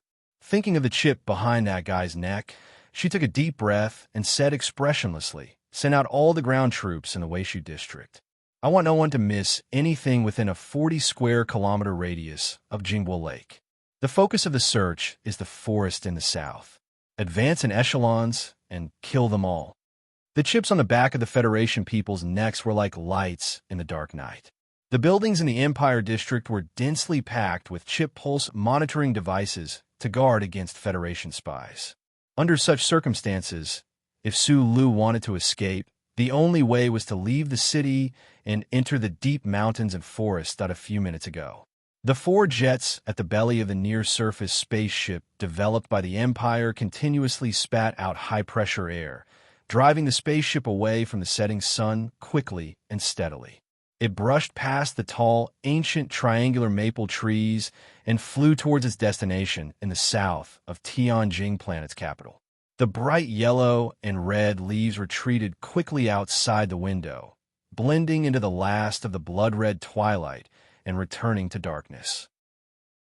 Su Lu, who was completely bound, sat quietly in the middle cabin near the cockpit. He looked at the beautiful scenery on the ground through the glass window in silence. No one knew what he was thinking about. The Empire soldiers in charge of escorting him knew that this Federation captive was about to be executed, so they did not care about his silence at this moment. Although they knew that this person was completely paralyzed, the soldiers still strictly followed the safety regulations. Four elite Special Forces soldiers stared at him from all four directions. There were no guns around them. At the front and back of the long and narrow cabin were dozens of fully armed soldiers. Even if the completely paralyzed Su Lu suddenly went on a killing spree, he would not be able to grab a weapon and would immediately be turned into a pile of meat paste by the dense rain of bullets. The spaceship vibrated slightly as it flew silently. The night outside the window grew darker and darker, especially when the horizon in the distance was already as dark as ink. Only the lake still shone like a beautiful gem. Su Lu quietly looked at the lake that was getting closer and closer. When he came, he had specially paid attention to this lake. He had calculated the difference between the spaceship and the lake, the speed of the spaceship, the reaction speed of the Empire soldiers, his own speed, and many, many other calculations. Calculating was for the sake of calculating, and risking his life was for the sake of survival. He would be executed in a moment. If he did not fight now, when would he? Thus, he narrowed his eyes and looked at the Empire soldier with a cold expression in front of him. He smiled and then lowered his head. The movement of lowering his head seemed ordinary and gentle, but just as his chin was about to touch his chest, he suddenly raised his head and pushed back. With a few shattering sounds, the restraints shattered. The back of Su Li's head smashed through the table and smashed into the forehead of the Empire soldier behind him. Almost at the same time, the bandages that tightly bound his body suddenly tightened. The hard synthetic fibers seemed to be affected by some kind of huge force and rapidly stretched as if they were about to break. Su Lu narrowed his swollen eyes and quickly lowered his head, slamming his head into the Empire soldier who was about to open his mouth and shout. Head to the left, head to the right. For dull and terrifying sounds of skull shattering rang out. The four Empire Special Forces soldiers around him did not even have time to make a sound before their skulls shattered, and they slid to the ground limply. At this time, the restraints on Su Li's body finally broke. Countless snowflake-like fragments of the dense fiber bands sputtered like a huge snowball bursting open. Amidst the flying bandages, his body turned into a black shadow and pounced forward with a roar. His feet stepped on the cabin wall, leaving a faint footprint on the alloy wall. His right hand seemed to have casually swept, and the heavy metal chair that he had calculated beforehand was in his hand. With a shake of his right arm, the scorching power that was wandering all over his body suddenly converged into an extremely powerful force. Accompanied by a violent roar, he threw the metal chair in his hand over. His speed was already extremely fast. This throw that contained the power he had been hiding for many days turned the metal chair into a stream of metal light. It cut through the air with a shrill sound and rushed forward at high speed, smashing into the group of armed soldiers. Countless pieces of flesh and blood burst out. The power was comparable to that of a cannonball. The distance of 7 meters was covered in an instant. With a loud bang, the heavy metal chair smashed into the cockpit door, creating a cloud of smoke and dust. Su Lu followed closely behind and ruthlessly kicked down. Because he used too much strength, the wound on his face at this moment burst open a little. Drops of blood splashed out. His facial features were extremely ruthless and looked extremely terrifying. In the end, the Empire soldiers responsible for guarding him were too relaxed. No one would have thought that a person who was judged by His Highness to be completely paralyzed could actually go on a rampage and kill people. He clearly looked very weak before, but once he went on a rampage, he was like a crazy tiger. It was not until Su Lu violently blasted open a bloody path with the chair and kicked open the cockpit that the Empire soldiers in the spaceship finally reacted and raised the guns in their hands. It had to be admitted that the reaction of the Empire soldiers at this moment perfectly displayed excellent military training and terrifying discipline. Seeing that the target was about to enter the cockpit, all the Empire soldiers who raised their guns did not seem to have considered the consequences of firing in the spaceship that would cause everyone to die together. They pulled the trigger without hesitation. Pooh, pooh, pooh, pooh, pooh. Some of the bullets penetrated the alloy walls, while others bounced off and poured into the narrow cockpit like a torrential rain. Even though they knew that they would die, they still had to open fire because Sulu had already entered the cockpit. They could not give him any chance to control the spaceship to force a landing. Sulu never had the extravagant hope of being able to steal a spaceship and escape in front of a group of elite Empire soldiers. From the very beginning of the plan, his goal was very simple. It was not to steal the spaceship, but to destroy it. He slashed the pilot who was taking out his pistol with one hand, smashed the autopilot with one elbow, and stepped on the bottom of the control stick with one foot. Under the high-speed rain of bullets, he completed these 3 actions with lightning speed. He immediately shrunk his body under the seat and firmly pressed his left foot down. After the control stick was stepped on to the bottom, the 4 jets on the abdomen of the spaceship instantly adjusted their postures, and the power was increased to the maximum. The spaceship shook violently, and its head fiercely accelerated downward. The violent shaking and the sudden dive caused most of the bullets fired by the Empire soldiers behind the cabin to hit the top. The sharp bullets easily penetrated the cabin walls, revealing countless small holes like the stars in the night sky, like sesame seeds on a sesame seed cake. The subsequent development was completely in line with Su Li's calculations. The high-speed diving spaceship tore through the tall maple trees by the lakeside, and after 2 seconds, it resolutely rushed into the clear and open lake. The near-surface spaceship did not fly high, so the time between Su Li's violent jump and falling into the lake was extremely short.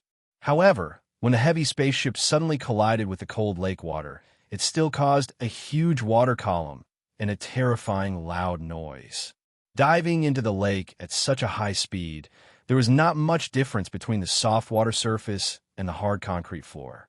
The heavy alloy hull let out a sorrowful sound as it twisted and sank to the bottom of the lake along with the turbulent waves around it. The spaceship was destroyed. The Imperial soldiers in the cabin were sent flying in all directions by the tremendous impact before crashing heavily onto the ground. Some were unconscious, some were groaning in grievous wounds, and some were staring blankly at the lake water pouring in through the shattered windows. An officer's eyes were full of despair. He used the last of his strength to press the electronic bomb button at his waist, but there was no explosion as he expected in the cockpit. The lake water instantly submerged his body, washing away the blood he spat out. There was no one in the cockpit. People were dead. Sulu began to flee. Chapter 613. Like an arrow and a fish, a human figure drew a white line and plunged into the depths of the cold, dark lake. The tremendous force from the crashed spaceship was clearly reflected in this straight line.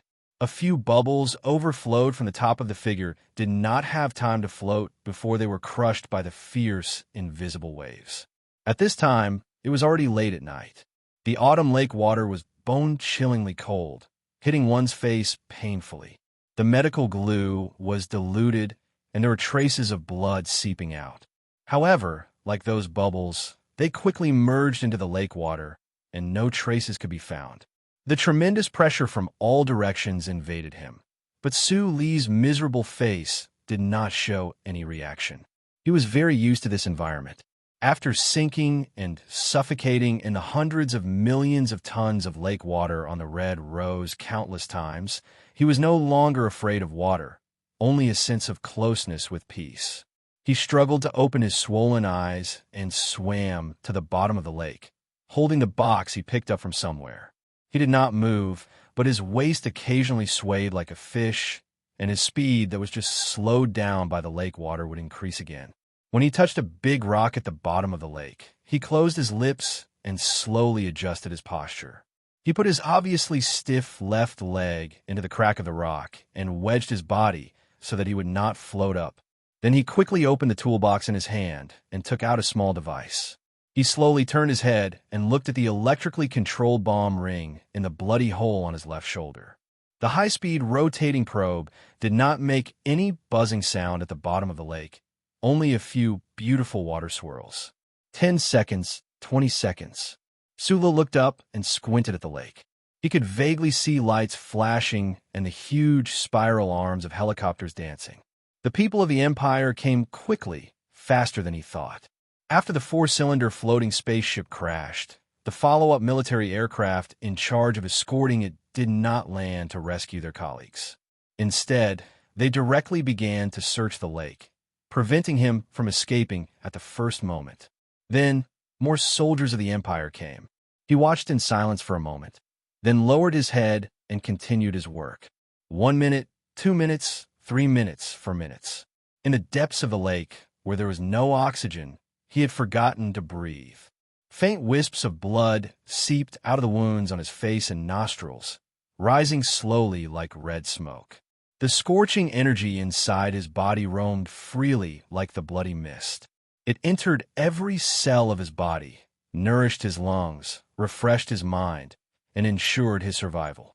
A red light suddenly flashed on the electrical control strap on the wound on his left shoulder. Under normal circumstances, when the light of this color flashed, the plastic explosives locked in the alloy balls would directly blow his upper body into pieces.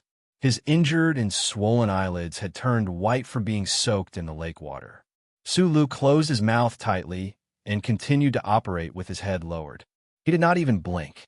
In fact, from the moment the spaceship crashed into the lake, the electronically controlled bombs on his shoulders had flashed red many times. Miraculously, there was no explosion. His mutilated and ugly corpse did not float up from the tranquil lake surrounded by the towering, triangular maple forest, nor did a fish flip up its belly. The lake water in the depths of the lake slowly brushed against his black hair, like a clump of vigorous aquatic plants. He narrowed his eyes, silently and steadily disarming the bombs. From the moment he formulated this escape plan, the first thing he had to ensure was that the 2 bombs on his shoulders would not explode, and he had done it. Many days ago, lying in the intensive care ward of the Empire's Second Royal Hospital, his right index finger moved slightly under the clean white sheets. More than 10 days ago, the young nurse in charge of taking care of him lost a mobile phone. The corner of the bed was missing an inconspicuous metal screw and 2 even more inconspicuous steel wires. During those days and nights, he was like a real paralyzed patient, staring blankly at the snow-white ceiling above his head, the clean white sheets covering his thin body. None of the citizens of the Imperium could have imagined that, under the white bedsheet, his body could already move, but he did not. Instead, he turned the metal screws, wires, and mobile phones that had been dismantled into countless parts into slow-moving tools with his 5 fingers that were as nimble as a mechanic's genius. Disarming the sensitive, electronically controlled bombs required very professional equipment. Even if the electronically controlled bombs could not receive signals, extremely precise tools were also required. However, for this Federation mechanic named Sulu, a phone, a metal screw, and a few steel wires were enough. There was still no sound from the depths of the lake. Sulu lowered his head to look at the electronically controlled bombs that were slowly peeling off from his shoulders. However, an extremely clear and pleasant click sounded in his heart. A hint of joy and relaxation flashed through his swollen eyes.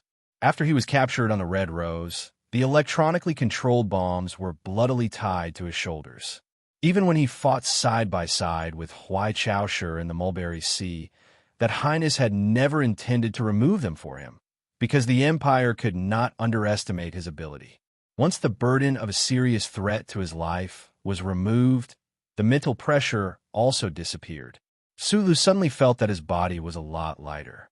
He could not help but grin. However, his cheeks were full of red and swollen scars, and his white teeth had an unhealthy blood-red color. This smile could not help but be a bit strange. Still smiling happily, he reached out his hand and waved in the lake. He summoned a handful of lake water and splashed it on his face symbolically. He lightly stepped on the giant rock at the bottom of the lake, swayed his waist, and quietly swam to the surface of the lake like a big fish. He did not know how long he had held his breath at the bottom of the lake. Right now, he seemed to be able to survive without breathing for a short period of time. What was the difference between him and a fish? There was a bright light flashing on the surface of the lake. There was a faint vibration that went deep into the lake. The water waves refracted and reflected the light, turning into a strange mirror. He swam to this mirror. The spaceship crashed. The fugitive was a fugitive. Her Highness was furious. The Empire's troops around the capital of Tianjing planet moved at the fastest speed possible. In an extremely short period of time, thousands of soldiers firmly surrounded the lake. The high-powered searchlights were all turned on, illuminating the dark forest and lake as if it was daytime. Dozens of the Empire's latest model wolf, Fong Mecha, walked with heavy, mechanical steps, closely patrolling the wetland by the lake. From time to time, huge maple trees would be knocked down, causing red leaves to fall all over the sky and startling countless nightbirds. On the surface of the lake, there were more than a dozen helicopters circling around. The strong wind of the spiral arms caused the lake water to splatter in all directions, as if a monster was about to drill out. Huai Chaoshi was personally on her way here. No matter how one looked at it, the Empire would definitely not allow Su Lu to truly escape. Moreover, he now knew even more secrets because of that ruthless and boring gambling game with Huai Chaoshi. Moreover, in the eyes of the Empire's emperor, his past was enough reason for him to die 800 times. On the western shore of the lake, in the low-lying water plants near the shadow of the forest, Su Lu slowly poked out half of his head. The lake water and sand silently slid down his face. He narrowed his eyes and looked at the bright, white lake surface. Looking at the light beams in the forest around the lake, he could not suppress his shock. The Empire's people really thought too highly of him. They actually set up such a large formation. Mournful dog barks came from several hundred meters away. Even closer to him was a military vehicle with an instrument's wave-receiving screen facing the lake water and slowly scanning. Su Li's pupils constricted. Without hesitation, he lowered his head and once again dove into the depths of the lake. The other party had actually mobilized military dogs and life detectors at the same time in such a short amount of time. Other than diving into the depths of the lake, there was nothing else he could do. Once he entered the depths of the lake, he was a fish that happily swam around. He was confident that the Empire's people would definitely not be able to find him. However, just as he began to dive, before he had time to happily swim, the movement on the lake's surface and the waves stirred up by the fierce wind attracted his attention. Looking at that enormous floating transport aircraft and the submarine hanging below it, Su Lu was tongue-tied. He was stunned speechless. Even a submarine was transported over. Huai Chaoshi, you really are ruthless. Su Lu silently praised in his heart. His body turned, and his legs quickly bounced as he swam toward the dark and safe depths of the lake. In the instant he emerged from the surface of the lake, Su Lu saw many details. He saw the other party's valiant determination, saw the north and south he wanted to see, and saw the things he didn't want to see. Continuing to hide at the bottom of the lake wasn't a solution. Based on the Empire's people's crazy search, even if their target was a small river crab in a boulder at the bottom of the lake, it would still be easily dug out. He had to leave this lake as quickly as possible. The north side of the lake passed through a green park and was connected to planet Tianjing's capital city. In that heavily guarded capital city, every street, every apartment, and even every toilet had microchip monitoring devices specially designed to deal with Federation spies. The Federation's people entering that area was purely courting death. The south side of the lake was a lush red maple forest. This maple forest was artificially planted in the beginning, under the deliberate protection of the Empire's royal family. Under the long years of protection, it gradually became the rarest primeval forest on this planet. There were large trees and leaves that were large enough to cover one's body, and the difficult terrain that was most advantageous for escaping. Most importantly, There weren't many microchip monitoring devices in the primeval forest. The north side was dangerous. It was like a giant beast that had been silent for thousands of years. It was an ancient tomb full of traps, ready to swallow anyone who entered by mistake at any time. It wouldn't even spit out their bones. The south side was enticement. It was like a piece of white paper that anyone could paint on. A naked virgin attracted people to bravely move forward, using their own adventurous footprints to paint a beautiful picture. No matter from which perspective one looked at it from, Su Lu should choose to escape to the south.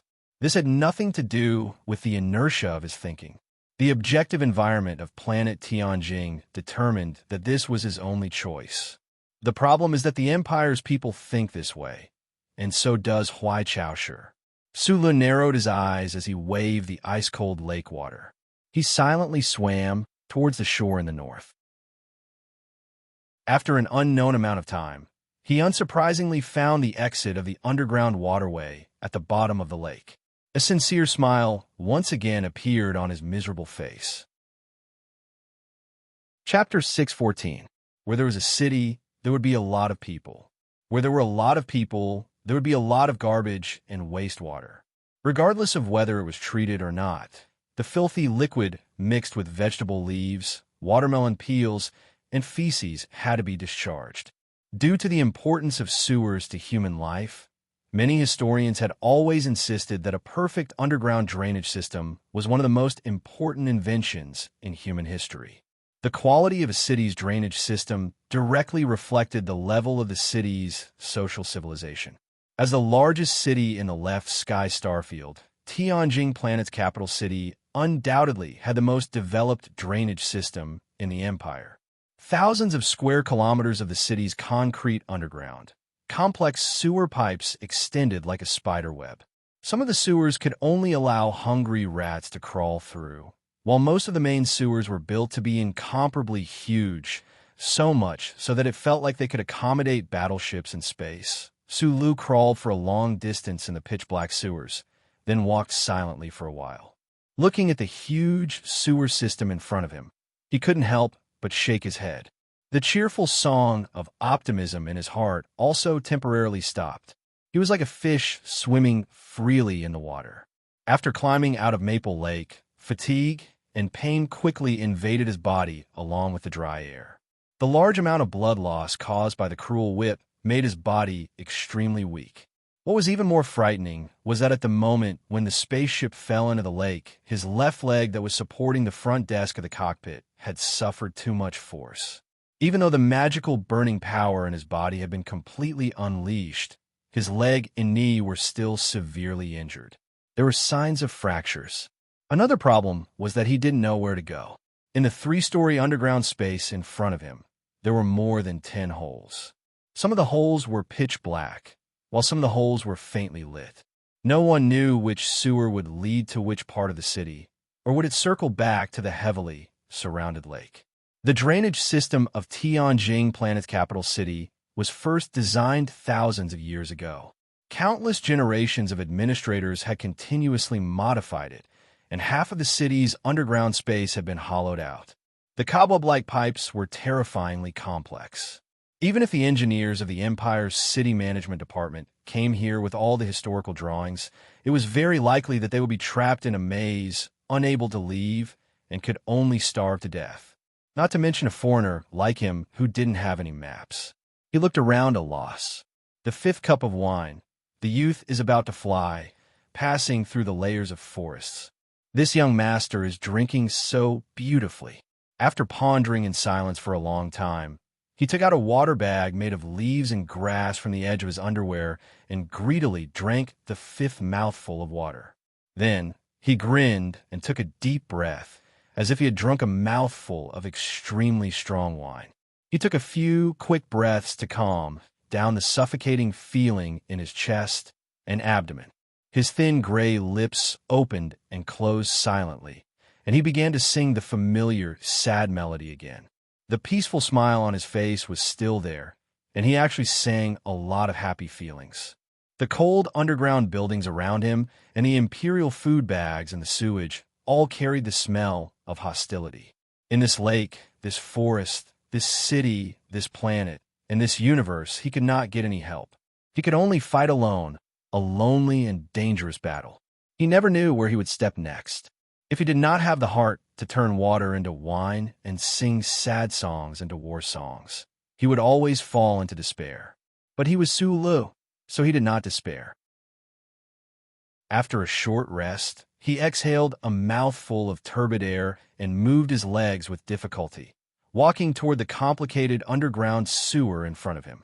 Since he did not know where to go, he just randomly picked a passage. Because a fugitive always had to go forward, and walking was the foundation of all behavior, No one in the Empire thought that he dared to escape to the city through the underground sewer, and Huai Chaoshi did not think that either. So most of the troops chasing him were basically concentrated on the south side of Feng Lake. He quietly walked in the underground sewer for a long time, but he did not meet a single soldier of the Empire. Until now, like a wild cat wandering in the night, he quietly climbed up the rusty stairs to the platform in the sewer that was as high as two people and then stopped. In the dim light on the ground in front of him, there were a few dark figures. He could clearly see that these people were holding guns in their hands, and he could clearly hear them talking in a low voice in the Empire language with a dialect. The Empire's troops mainly focused on the forest on the south side of the lake, but they still sent people to control a few transit passages in the underground sewer. Obviously, both Her Majesty and Huai Chaoshi felt endless anger toward his successful escape and did not want to leave any gap for him to fly out. It was very strange that the air in the underground sewer was very dry with the sound of water splashing. Su Lu stood in the corner and silently listened to the subtle sounds in front of him. He pursed his dry lips and slowly took off the leaf bag tied to his underwear. He squatted down and put it by his feet without making any sound. After falling into the lake, except for the very comfortable cotton underwear, Su Lu did not have a single piece of clothing on his body. The clear lines of muscles on his naked and thin body quietly hid under his skin. As he squatted, the lines slowly appeared, as if they were accumulating strength. A dry wind blew in the dark sewer. Su Lu was like a hunting cheetah. Along with the wind, he was faster than the wind. He quietly bounced up and pounced toward the front left. His bare right foot continuously stepped on the dry ground. Whoosh, whoosh, whoosh. His body seemed to have turned into a light smoke as he quickly killed his way to the front of the three dumbfounded Empire soldiers. These Empire soldiers who were responsible for guarding the entrance to sewer number 45 thought that it was just a very ordinary duty. They did not expect that the fugitive from the Federation would be so bold as to choose to sneak into the underground sewer. They also did not expect that the fugitive would dare to attack them with his bare hands. One of the Empire soldiers reacted extremely quickly. He raised his gun and aimed at the figure, preparing to pull the trigger. However, in the next moment, he discovered in despair that his right index finger could not pull the trigger at all. This was because Su Li's hand had already arrived first. With a crisp crack, Su Li's right hand bizarrely bounced out from under his left elbow with a whoosh. It ruthlessly smashed into the elbow of the Empire soldier who was holding the gun. The ruthless blow was directed against the joint, instantly shattering this person's elbow. Almost at the same time, his left hand quickly bounced out and pierced this person's throat like a bolt of lightning. Then, his left hand bounced back at an even faster speed. He did not even look at this Empire soldier who was helplessly clutching his throat. His 5 fingers spread out, and with his shoulder as the axis, he violently slapped down at another Empire soldier with incomparable ferocity. The second Empire soldier did not have time to shoot. He only had time to subconsciously block in front of him with his gun, blocking that incomparably violent palm. The palm wind held fiercely. Su Li's eyes narrowed slightly. His face was expressionless as he unreasonably slapped down. Together with that ice-cold gun, he slapped down on the second Empire soldier's face. A terrifying muffled sound rang out. The face of the Imperial soldier was like soft cream, with a bloody gunshot mark and a palm print added to it. He didn't even make a sound before he fell stiffly to the ground. There was still one last Empire soldier. Su Li's right leg kicked forward his right elbow raised diagonally and struck viciously toward that person's eyebrows. This was the most commonly used move among the 10 powerful melee techniques that were deeply ingrained in his bones. However, to his surprise, this elbow was actually blocked by that Empire soldier. Su Li's eyes suddenly lit up. Without hesitation, his right leg went forward again, his left hand pulled back, and his fingertips went straight for the other party's throat. He flicked his finger, twisted his wrist, swung his elbow, and pushed his knee. The other party moved his finger, twisted his wrist, chopped his elbow, and kicked his leg. Bam, bam, bam, bam, bam. A series of dense sounds of flesh colliding rang out in the quiet underground sewer, producing strange echoes. In the gloomy underground sewer, it was almost impossible to see the two fiercely fighting figures clearly. The two parties in the battle had no time to think, no time to make a judgment. They could only rely on their battle instincts that had been honed for countless years to carry out absolute melee combat. At this moment, Su Lu vividly displayed the 10 stances that he had learned since he was a teenager. His eyes grew brighter and brighter, but he could not see that Empire soldier's face clearly. He only knew that the other party could not make any sound for help under his suppression.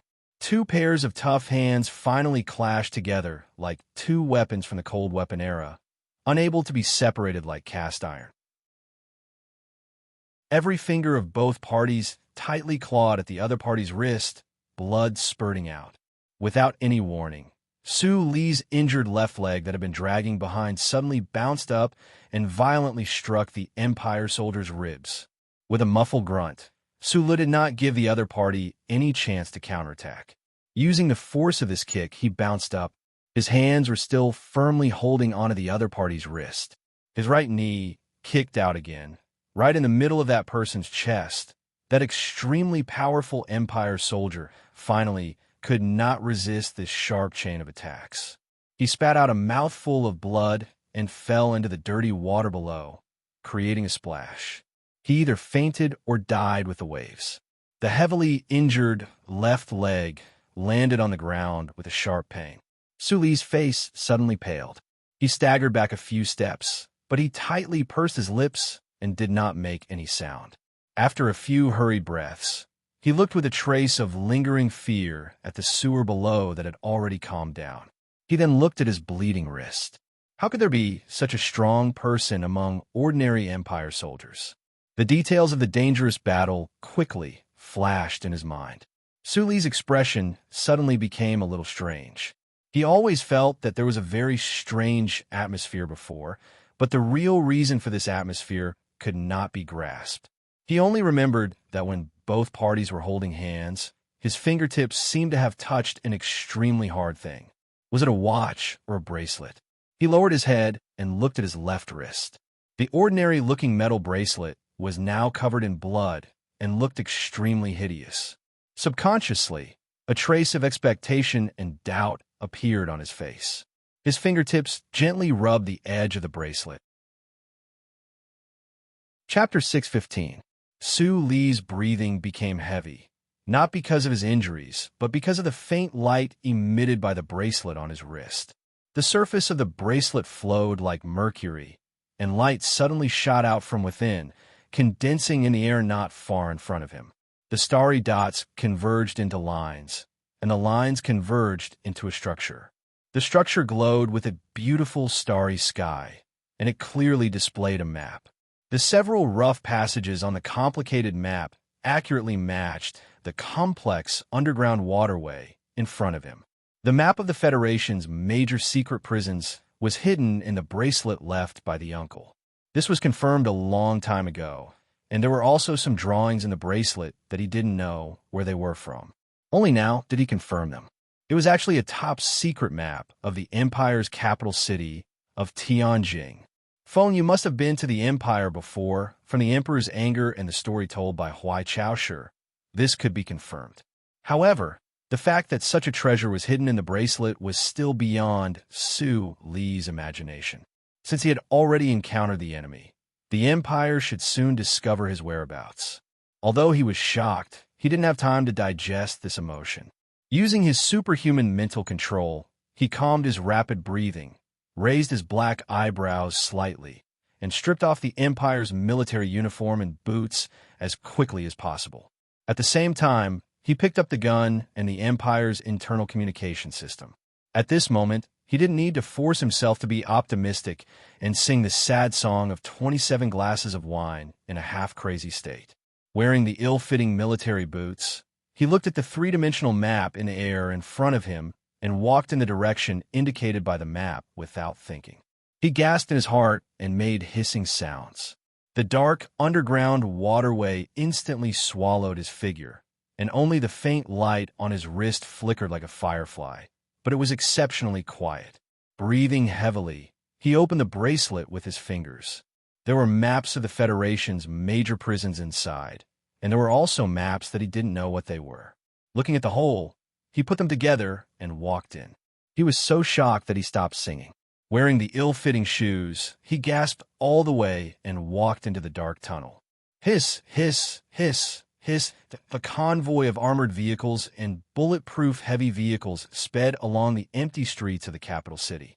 Due to the sudden incident, the entire city entered a state of emergency. The order of curfew was issued to every family. The nervous military police spread out like hunters at every corner of the city. No civilians dared to walk on the streets. All the streets and alleys were dead silent. This group of carriages tore through the thick darkness of the night and headed south. In this kind of night, the streets were like ghosts, causing people to feel fear in their hearts. Your Highness, orbital conversion number 7 is already in place. As long as the search team comes into contact with the target, we can immediately pinpoint its exact location. Jesse, the head of the Imperial Military Tactical Warfare Bureau, frowned as he spoke to his subordinates in a low voice. He raised his head to look at the young officer in the back and said in a deep voice, "The dense formation is ready to launch. As long as the precise positioning is successful, a dense bombardment will definitely destroy the target." Huai Chaoshi calmly moved her eyes away from the light screen in front of her. She glanced at the hardline subordinate who came from the military and coldly shook her head, rejecting this proposal. For some reason, she, who was angered by Su Li's bizarre escape, didn't choose to take the faster fighter to the Maple Lake area. Instead, she chose to go south by car.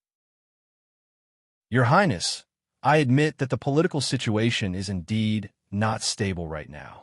The remnants of the rebellion of the nobles haven't been dealt with yet. At this time, it is indeed difficult to explain a big explosion in the suburbs of the capital city. Director Jesse tried to persuade her, but this person from the Federation is the murderer of County King Carlton and Prince Doring.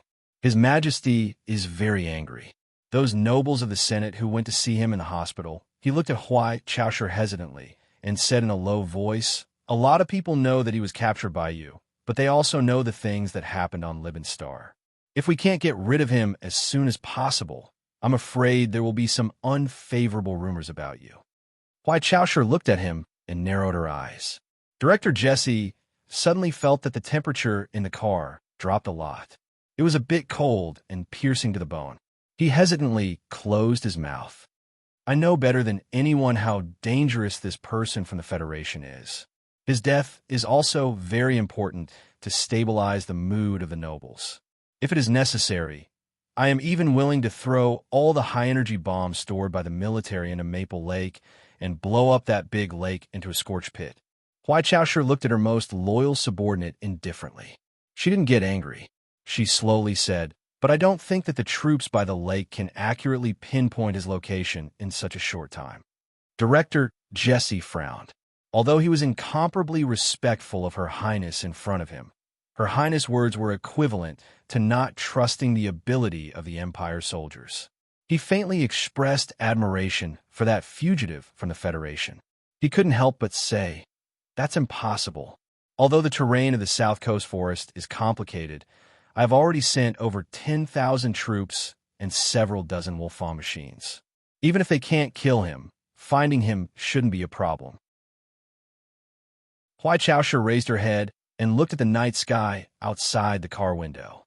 She didn't answer her subordinate's question and asked, Has there ever been a Federation person in history that could survive for an hour on Tianjing planet?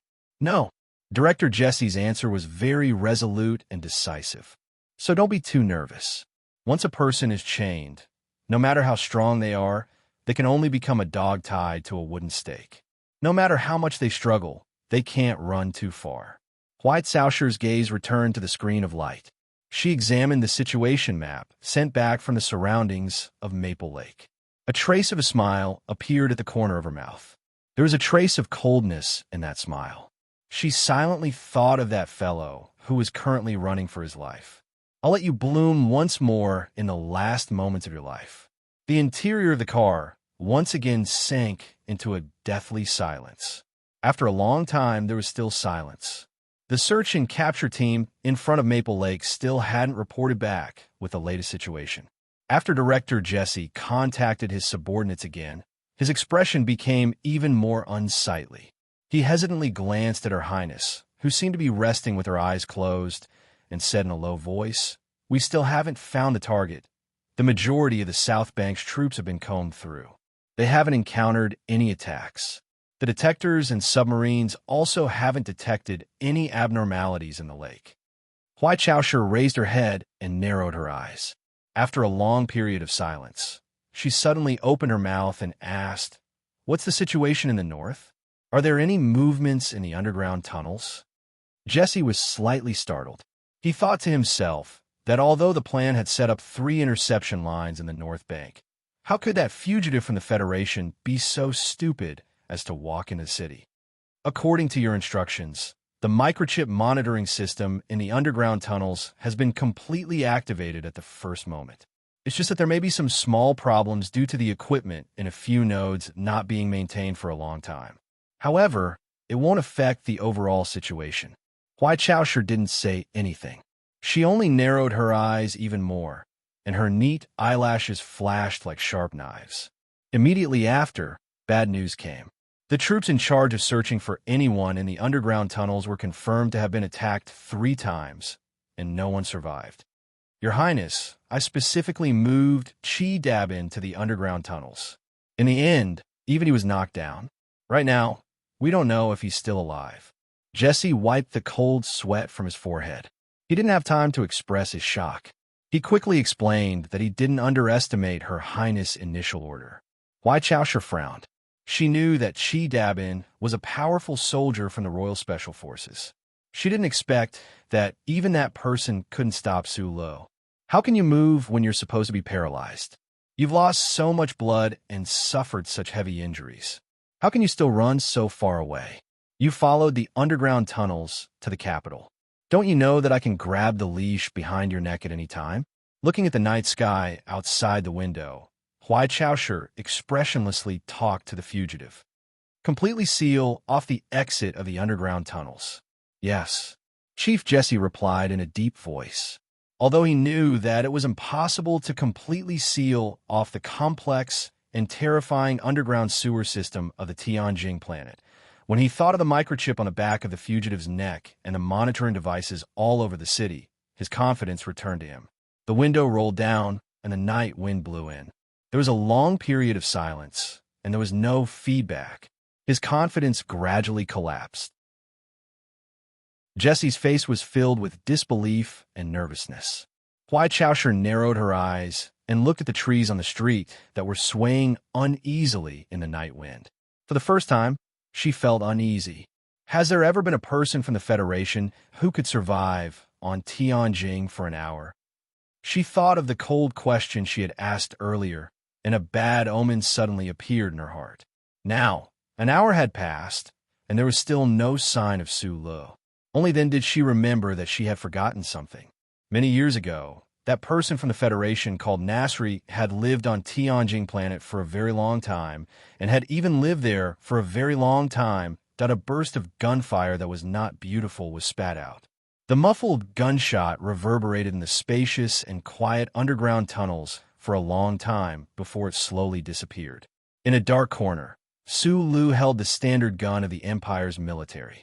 He stared at the platform in the distance with a determined expression. After observing for a long time and confirming that the 6 soldiers from the Empire had all been killed by him, he started walking forward again. This was the 3rd batch of soldiers from the Empire that he had encountered during his escape in the underground tunnels. In a sudden exchange of gunfire, he used his eyesight that was much sharper than the average person's and the marksmanship that Bai Yulan had practiced to quickly eliminate the enemies. Old thing, even without your eyes, my marksmanship is still awesome. He dragged his injured leg and limped forward with difficulty. There was no expression on his tired face, but he was constantly cheering himself on in his heart. He had been on the run for more than an hour. He knew that even if the Empire had not discovered him yet, he would be exposed soon. More importantly, the closer he got to Tianjing along the underground tunnels, the more likely it was that he would encounter a chip monitoring device. It was time to take out the chip behind his neck. But he kept hesitating. Chapter 616. The sofa in the condominium in Wangdu was not too short. Su Lu liked to nestle on it and watch Channel 23 with snacks in his arms. This showed that his life was actually as warm and harmonious as many ordinary young people. However, many things that happened in the past few years were enough to prove that once he was forced into a corner by his environment or his own obsession, he would always squint his eyes and smash his way through with a straight face. He acted out the words decisive and ruthless in an exceptionally vivid manner. Removing the chip from the back of his neck and avoiding the surveillance of the Empire, he quietly entered the vast sea of people in the capital city. Using the prosperity of the common world to hide his tracks, he patiently waited for the Empire to reveal any gaps. He would find all possible ways to leave this planet, infiltrate the border star system, prepare to face the counterattack of the federal forces, or directly pass through the passage of the Night Scorpion Nebula and return to his hometown. This was his initial escape plan. Once the plan was set, with his personality, he would resolutely carry it out without any hesitation. Therefore, today's hesitation was not because of the confusion of his identity as an artsy youth or because his spirit was bleak after being severed from the past. It was because of a very simple reason. He was afraid of pain. To be more precise, he was afraid of fainting from the pain and becoming a pitiful, unconscious prey under the iron hooves of the Empire's search and capture forces. In the autumn of the 65th year of the constitutional era, he began the first escape of his life, an escape that changed the trajectory of his life. At the beginning of that escape, he replaced the chip on the back of his neck. As a result, he was unconscious for an entire night in the green hills and autumn forests during the storm. Now, 5 years had passed in the blink of an eye, and he began to escape again. However, the pain that humans could not endure and could only passively resist by fainting was still fresh in his mind. He did not dare to forget it, and there was still lingering fear in his heart. If it was when he was in the Federation, he still dared to look for a secluded place to gamble. Now, countless Imperial soldiers were searching for him. Once he fainted from the pain, he would fall into the sea of death forever. Moving forward with difficulty in the underground sewers, with the help of the sewers map in his bracelet, he originally wanted to find a safe place to replace the chip on the back of his neck. However, he did not expect the Imperial armies to be so aggressive in their pursuit. There was no good opportunity at all. In the underground sewer that was as dark as the passage of time, he carried his gun and stepped on his military boots that were constantly wearing out. He looked at the map and moved forward in silence. However, the question kept echoing in his mind: to gamble or not to gamble? It took him a total of 3 minutes to come up with the answer. 300 meters away, in a dark corner without any light, Su Lu took a deep breath as he looked at the iron gate of the outer passage in the distance. A fierce look flashed across his swollen and squinted eyes as his left hand, which was hanging by his waist, suddenly tightened. The metal wire in the bracelet slowly extended like a ghost and aimed at the bare skin behind his neck. The surroundings were pitch black, but the metal wire reflected the light from somewhere. The extremely thin and sharp metal wire swayed gently in his slightly trembling hand, as if it would snap with a crisp sound if it swayed a little more. Su Lu took another deep breath and then closed his eyes. His left hand moved closer to the back of his neck again. When the metal wire was 3 centimeters away from the back of his neck, the sharp tip of the wire suddenly trembled strangely. It was like a hungry bee that suddenly smelled the scent of enchanting nectar. It quickly flapped its transparent wings excitedly. Tiny and invisible electric charges continuously condensed at the tip of the metal wire, and an extremely small electromagnetic field enveloped the area behind his neck. A small bump slowly appeared on his bare skin. Su Li's face was expressionless, and his eyes were tightly closed. He could feel the strange feeling behind his neck, but he did not have any reaction. Although the last time he replaced the chip was 5 years ago, he remembered every detail very clearly. The sewage under the underground platform slowly flowed, and the dry air was full of the smell of decay. Suddenly, the tip of the metal wire extended automatically and accurately pierced the bump on the back of his neck. Then it kept vibrating and probing into the cervical vertebrae. The intense pain went along the nerve bundles in the cervical vertebrae and fiercely blasted into the brain. Su Li's half-kneeling body suddenly stiffened. His tightly closed eyes suddenly opened, and his face twisted in pain. The burning heat and the endless pain in his body intertwined, and it seemed that he was about to burn into ashes a few minutes later. A trembling figure stretched out his right hand with difficulty and touched the heavy iron door. He walked out of the underground sewer and climbed up the old-style stairs to the surface. When he climbed out of the ground, he half-crouched in a bush to rest for a while. Then the figure painfully struggled to stand up again and continued to move forward. He looked like a dying, seriously ill patient who could fall to the ground and die at any time. Fortunately, he did not faint from the pain. Unfortunately, he needed to be awake to endure the increasingly intense pain. The joints where the chip was implanted in his cervical vertebrae were so painful that they were about to shatter, and his fingers were starting to feel numb. The night was dark, and there was not a single person on the streets in the southwest of Tianjin. Su Li, with a pale face, followed the green field by the street, moving his body that was constantly trembling because of the pain. His trembling body brushed against the bush, making a rustling sound. Fortunately, the night wind was strong, and the branches of the trees brushed against each other from time to time, covering the sound that could possibly expose his whereabouts.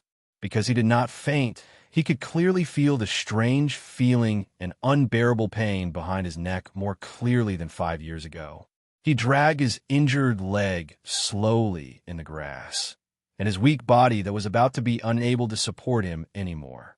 He did not even notice that his teeth had bitten through his lips, and the small amount of blood that was originally not much dripped onto his military uniform. A person who was extremely sleepy would not be able to see the bed. A person who was extremely hungry would not be able to see the food, and a person who was in extreme pain would not be able to relax in the slightest. At this moment, Su Li's heart was filled with endless temptation. He wanted to collapse right here and now so that he would never wake up again.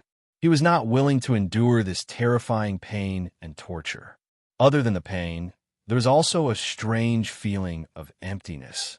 This time, he was not replacing the chip, but executing the program to remove it. Since he was born more than 20 years ago, this was the first time that there was no chip at the back of his neck. Although the people of the Federation could not feel the existence of the chip, their rationality told them that the chip was not there.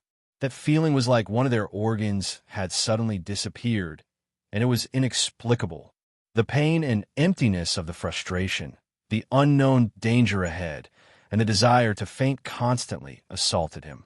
Su Li tightly pursed his lips, resisting with superhuman willpower. Perhaps it was because in the hospital, during the days when his entire body was paralyzed and he forcefully broke through his meridians, he had already endured too many levels of pain that were rarely seen in the world, so he managed to hold on, even though it was very difficult. Fortunately, the pain and suffering were worth it. After leaving the underground sewer system and entering the heavily guarded surface of the city, he did not alarm the ubiquitous monitoring devices of the Empire's chip. However, the danger still existed. After struggling for a long time in the gaps between the residential apartment buildings, a straight and empty road blocked his way. What was even more troublesome was that there were many military police at the entrance of the road, vigilantly watching the surrounding movements. The target of his plan was the chaotic slum area that lacked effective supervision a few kilometers away. If he had no choice but to stay in this residential area, it would be very difficult for him to avoid the military police's search during the day. The road in front of him was not very wide. If he was in his usual healthy state, he would only need to bend his body and take a few steps to pass by without alarming the military police at all. However, the problem was that he was in his weakest state right now and could collapse at any time. The dim street lights, through the bushes, fell on his pale cheeks. He narrowed his eyes and looked in that direction, waiting for the right time. However, he found that because of the pain and exhaustion, his vision began to blur. He could not hold on any longer. At this moment, a seemingly drunk Empire man staggered across the sidewalk at the edge of the bushes, mumbling something in his mouth, and rushed to the other side of the street. Probably only the extremely drunk Empire people could ignore the gloomy faces of the military police, and they did not know that there was a curfew tonight. The military police at the entrance of the road became nervous. They shouted and surrounded the drunk man. The military police, who did not move, also subconsciously looked in that direction. Sulu did not let go of this fleeting opportunity. He struggled to take a deep breath of the slightly cold autumn night wind of the Empire. His throat that seemed to be smoking slightly moistened. His right leg that had already sunk deep into the mud suddenly exerted strength, and the military pants on his leg were torn apart. The last burst of strength caused his body to turn into a gray shadow and instantly swept across the street. He fell heavily into the mud. He did not dare to make the slightest sound. He continued to lie there for a long time, resisting the strong desire to faint from his brain. After confirming that the military police did not discover him, he carefully raised his body with his hands on the ground and looked back at the entrance of the road. The drunk man who could be regarded as a savior had been brutally beaten to the ground by the military police with a taser. He was rolling on the ground in pain. Sula narrowed his eyes and was silent for a moment. Then he turned his head back. He struggled to walk through the alley with wet flagstones. He held onto the wall to pass through the small paths between the buildings. He painfully used his hands and feet to climb over the low walls. In this strange and foreign city, he slowly but firmly moved forward. His body was getting colder and colder, and his trembling was getting worse and worse. He felt like his left leg was broken, and he could not feel anything. His vision was getting blurrier and blurrier. The night was still so dark, and the main street of the city was still so dangerous. After rolling and crawling into the messy and dirty street, he still did not dare to relax his vigilance. His back was against a short wall mottled with gray stains, and his chest was violently moving up and down. There was a roof on the wall, and dew gently dripped down from the roof onto his face. He subconsciously raised his head and took a sip. The tip of his tongue slid across his dry lips. His spirit was slightly better. Sulu observed the messy environment around him. He followed the corner of the wall into a dilapidated small courtyard, and then used the last of his strength to climb up the dusty attic. Opposite the attic, there was a stray cat. It was curled up in the green grass that grew out of the corner of the roof. It curiously opened its eyes and looked at this strange guy. Chapter 617. Are you going? Of course I'm going. I heard that the best trees in the plaza were all taken by the students from the West City. If we are late, I'm afraid we won't be able to see anything. I don't want to go, but there definitely won't be any business in the market. Sure. Look at the officials of the management office. I shouldn't have said that. Let's go. Our empire hasn't had such a big event for many years. Who said that? I participated in the celebration ceremony after the big explosion 20 years ago. That scene, don't say so much. Everyone, let's go together. Let's go together. Let's go together. Let's go together. Listening to the excited conversations of the nearby people, a trace of disgust and helplessness flashed across Aunt Susan's chubby face. Looking at the people rushing out of the market like fish that had eaten drugs, she could not help but curse in a low voice in annoyance. Wiping the dust stains on her hands on her apron, she walked to the management office and took a small flag that was distributed to her. Stepping on the mud and cigarette butts, she joined the crowd. Today, the city's underground transportation system was all open for free. People from all over the city were continuously sent to the empty square of the Arc de Triomphe. It didn't take long for the people from the slums in the northwest to enter the sea of people that was faintly moving. Susan looked at the small flag in her hand. She felt that the black hibiscus flower on the flag was a little dazzling. The hand that was holding the flag was sweaty and uncomfortable.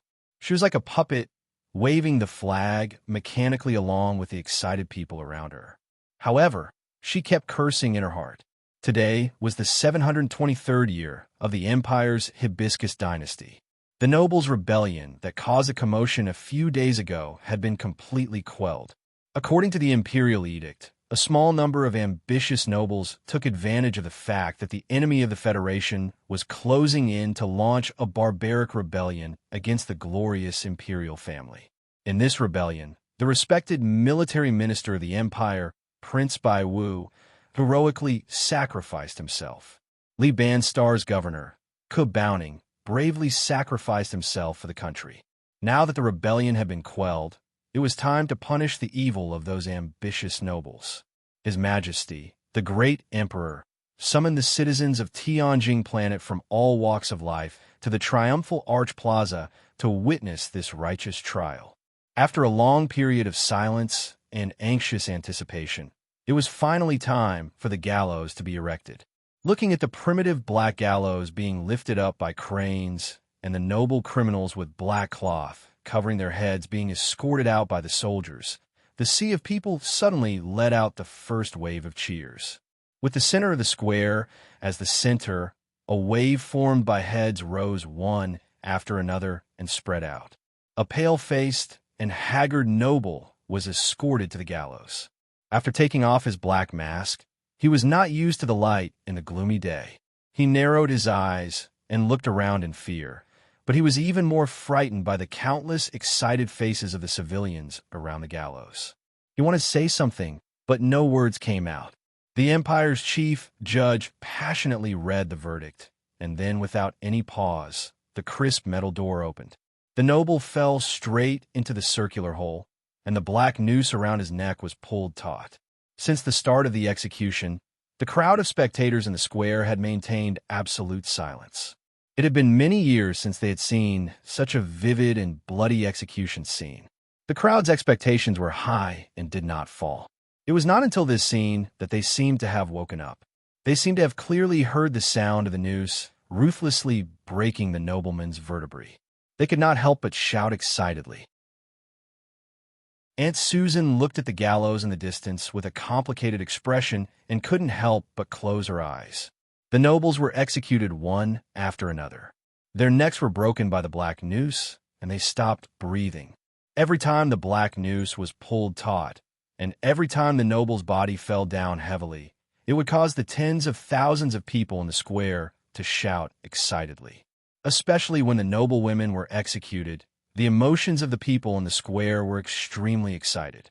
The sweaty male commoners, the poor, and the untouchables widened their eyes as they watched the noble women's jade-white calves kick in the air in vain, twitching until they became quiet, as if they were watching an exciting private performance in broad daylight. They couldn't help but sigh in satisfaction, but their faces immediately changed into a mask of shyness, timidity, and pity. Aunt Susan was pushed around by the excited crowd. Looking at the young ladies of the noble families who were hung, she tightened her grip on the black hibiscus flag. She pursed her lips tighter and tighter, and her thick eyebrows tighter and tighter. She let out a real sigh in her heart. The trial was over. Aunt Susan rubbed her slightly dizzy forehead and walked to the subway entrance listlessly. It was the imperial edict for the civilians to come to watch the trial, and the royal family flag that she was holding was an anti-distribution item of the Federation. She had to come. However, She didn't need to participate in the parade later, and she didn't want to. On the way back to the market by public transport, she saw tens of thousands of young men of the Empire marching outside the car window. Those boys were waving flags, shouting slogans like "Long live His Majesty" and "Punish the traitors." They were fanatically walking through the streets and alleys of the city. Aunt Susan walked into the muddy streets and bought a lot of cheap vegetables from the market. After paying the principal and interest for this month's quota, she carried the vegetables back to her shabby courtyard and handed them to the pair of hands that reached out from the side room. At the same time, she took a batch of goods from the pair of hands that needed to be sold and put them on her three-wheeled electric scooter. After carefully checking the quantity of the goods, Aunt Susan found that something was wrong. She finally couldn't help but burst out in anger. She put her hands on her bucket-like waist and scolded the person next to her. "You are so clumsy. You can't even do a simple job like assembling a few broken machines. Do you think I feed you for free? I don't know how expensive you are." Aunt Susan suddenly thought of something and stopped scolding. She glanced at the entrance of the courtyard vigilantly, spat on the ground, and started the electric scooter to drive out of the courtyard. Today, Aunt Susan was a rude woman who lived in the slums of the capital. She relied on selling pirated video players and the Empire's minimum wage to survive. Many years ago, she was also a delicate noble lady. She had a pair of jade-like legs like those noble ladies on the gallows in the square today. Her parents, who were middle-class nobles, were secretly executed because they were involved in a struggle between the 6 departments of the Empire. She, who was lucky enough to survive, and she and her brother depended on each other in the only house left by the family. Later, her firm and gentle brother bravely joined the Imperial Expeditionary Force in order to restore the glory of the family. However, many years later, Susan welcomed the bad news that her brother violated military discipline and was executed. The last house of the family could no longer be preserved. Susan, who had a hard life, fell into the slums. She was extremely lucky to meet a husband who loved her and cared for her. However, after only 3 years of marriage, her husband fell ill and died, leaving only her and her son to depend on each other. The noble lady who would frown when she stepped on small pebbles in her gorgeous dancing shoes, under the merciless grinding of fate, became an auntie with a shrewish character, a bucket-like waist, and hard-soled imitation military boots. She could step on the muddy water in the market and make the sound of splashing water. The strong or obese body pressed on the small electric scooter looked funny, but for some reason, it was also SAD. In the market, a fierce quarrel broke out again with the male competitors. Relying on her superior lung capacity and extremely filthy verbal attack, Aunt Susan won another victory. She successfully occupied the best mobile stall in the market, sold 2 pirated video and audio players, and then gave 60% of the profit to the market management office and the tattooed hooligans with both hands. She beamed with joy and offered 60% of the profit to the market management office and the tattooed hooligans with both hands. She wanted to live, and she wanted to live with her son. She needed to quarrel day after day. She needed to succeed day after day, and she needed to give her hard-earned money to those parasites with a smile every day. However, every time she returned to the dilapidated small courtyard late at night, the energy in her strong body would be completely consumed by these successful quarrels and smiles. Aunt Susan was extremely tired. In the dark alley, she leaned weakly against the courtyard door, thinking of the argument with the old guy in the afternoon, thinking of the dirty words that she didn't dare to let her son hear, and thinking of the reservedness of her teenage years. She couldn't help but raise her calloused hands, covered her weathered cheeks, and slowly squatted down. Oh, what a life it was! For a hard life, memories were a luxury that could only be found once in a while. Even sadness was a luxury, because it would make life more difficult. Aunt Susan stubbornly stood up straight, patted the dust on her big buttocks, murmured a few words in a low voice, and then turned around and walked into her small courtyard. Her life still had hope, and her well-behaved and sensible son, who was studying at the second university in the capital. Her difficult life was no longer all gray and black because of that boy. According to her income, it was absolutely impossible for her to pay the expensive tuition fees of the second university. Fortunately, His Majesty had promoted the Equal Education Program, which allowed excellent students like her son to have the right to study for free and equal. Because of this, Aunt Susan, who deeply hated the imperial family for half of her life, quickly forgave His Majesty. After parking the scooter, she climbed up the small attic with difficulty. She had become a rude but kind woman. With her arms akimbo and her index finger as thick as a branch, she angrily scolded the black-haired young man who was in a daze deep in the darkroom. "How many have you assembled in the past 4 hours? How can there be such a stupid person like you?" The black-haired young man bitterly rubbed his face. Those faint scars were no longer clear. He looked at the sturdy woman at the door and helplessly explained in a low voice, "I told you yesterday that the goods your boss gave you were not right. There was a problem with the model of the spinner on the bayonet, and I couldn't screw it at all. I had to polish them one by one. Of course, it took a long time."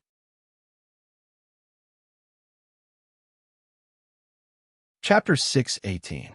The dim light shone on the black-haired young man's face. After hearing this sentence, his ink-like straight eyebrows suddenly trembled, but he didn't say anything. When Aunt Susan saw his reaction, she thought that her words had touched his sad soul.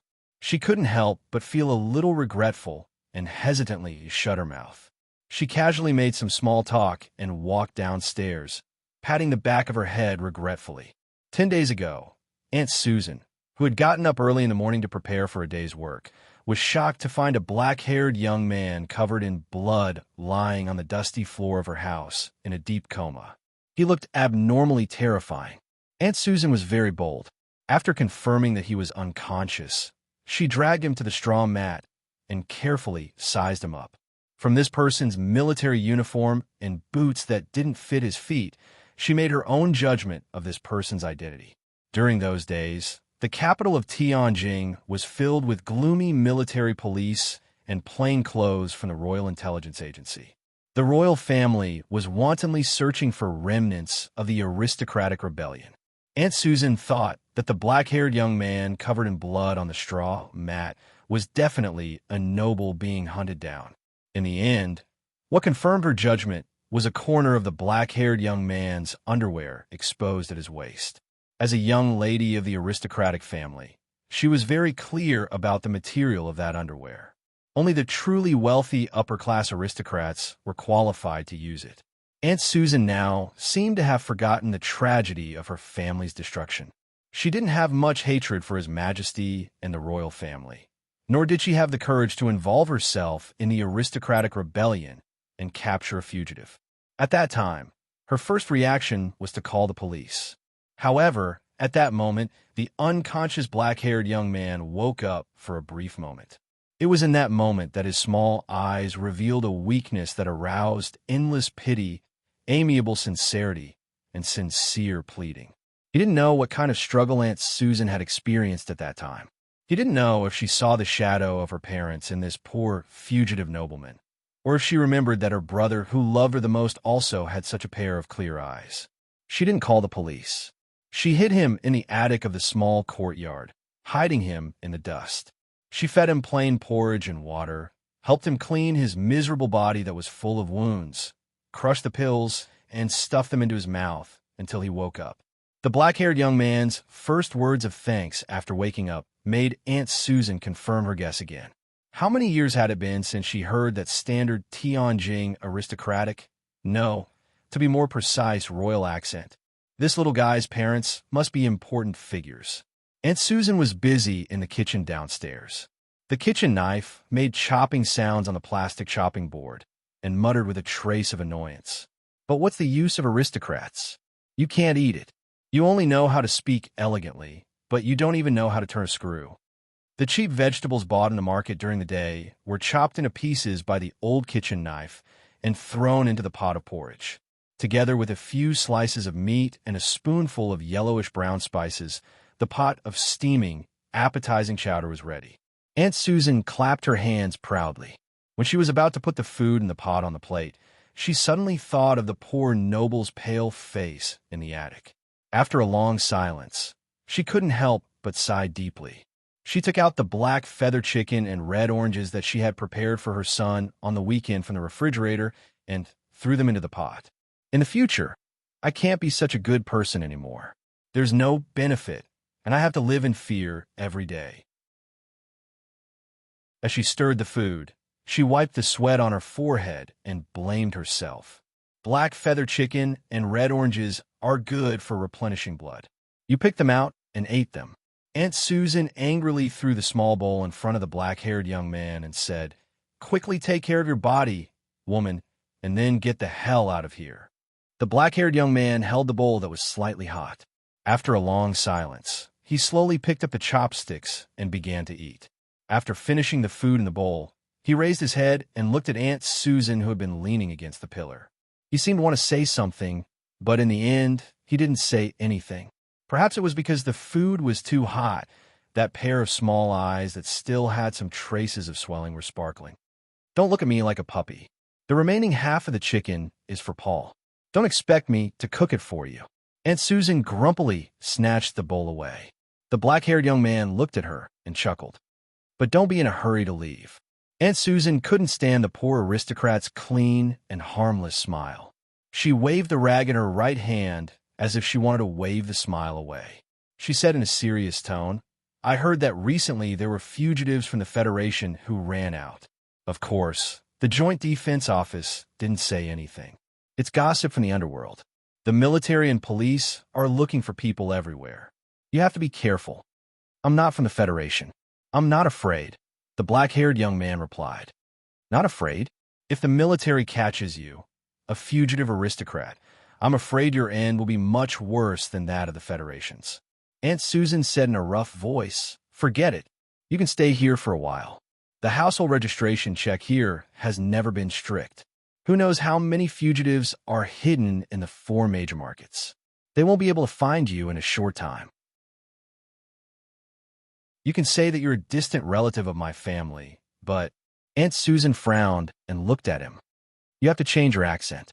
This is an authentic royal accent. Sigh." She sighed and took the utensils to wash. Before she went downstairs, her rough voice sounded again. "You have to be more familiar with the way of life. I don't expect you to make money for me, but you can't live off your parents in the future. You have to learn some skills to make a living, right?" Seeing Aunt Susan turn out of the attic like a moving and rotating bucket, hearing the heavy footsteps below, and then hearing the familiar and kind cursing in the kitchen, Sulu rubbed his black hair. His heart was filled with endless warmth and gratitude. He had a lot of dreams and nightmares when he was in a coma. The most frightening dream was when he woke up and saw the cold muzzles of countless Empire soldiers pointing at him. The heavy wolf Fong Mek was guarding the periphery, and Huai Chaoshi was slowly walking toward him with a cold face. He didn't expect that when he woke up, he would be greeted by a bowl of warm porridge and a very kind and gentle aunt who looked fierce on the outside. This was really the luckiest thing in life. He was very grateful to this Empire woman named Susan, but on some issues, he had to lie to her and acquiesce to her guess. He pretended to be a poor young noble wanted by the Empire regime. The kind Aunt Susan could take the risk to take in a noble because of her past and her sympathy, but she was certainly unwilling to take in a person from the Federation. After waking up, he found that he was mistaken for a noble of the Empire, and this misunderstanding was very firm in his aunt's heart. Sulu also felt a little strange. It was not until now that he remembered that his Empire language was basically learned from Huai Chaoshi. With the standard royal language and pronunciation of the princess, it was difficult not to be misunderstood. Aunt Susan's son, Paul, was studying at the second university. Her daily life was very lonely, so she seemed to be a little naggy. And Sulu deduced a lot of things from her nagging, some of which he had learned from Huai Chaoshi but didn't pay attention to. In the past, the Empire's social class division was very strict.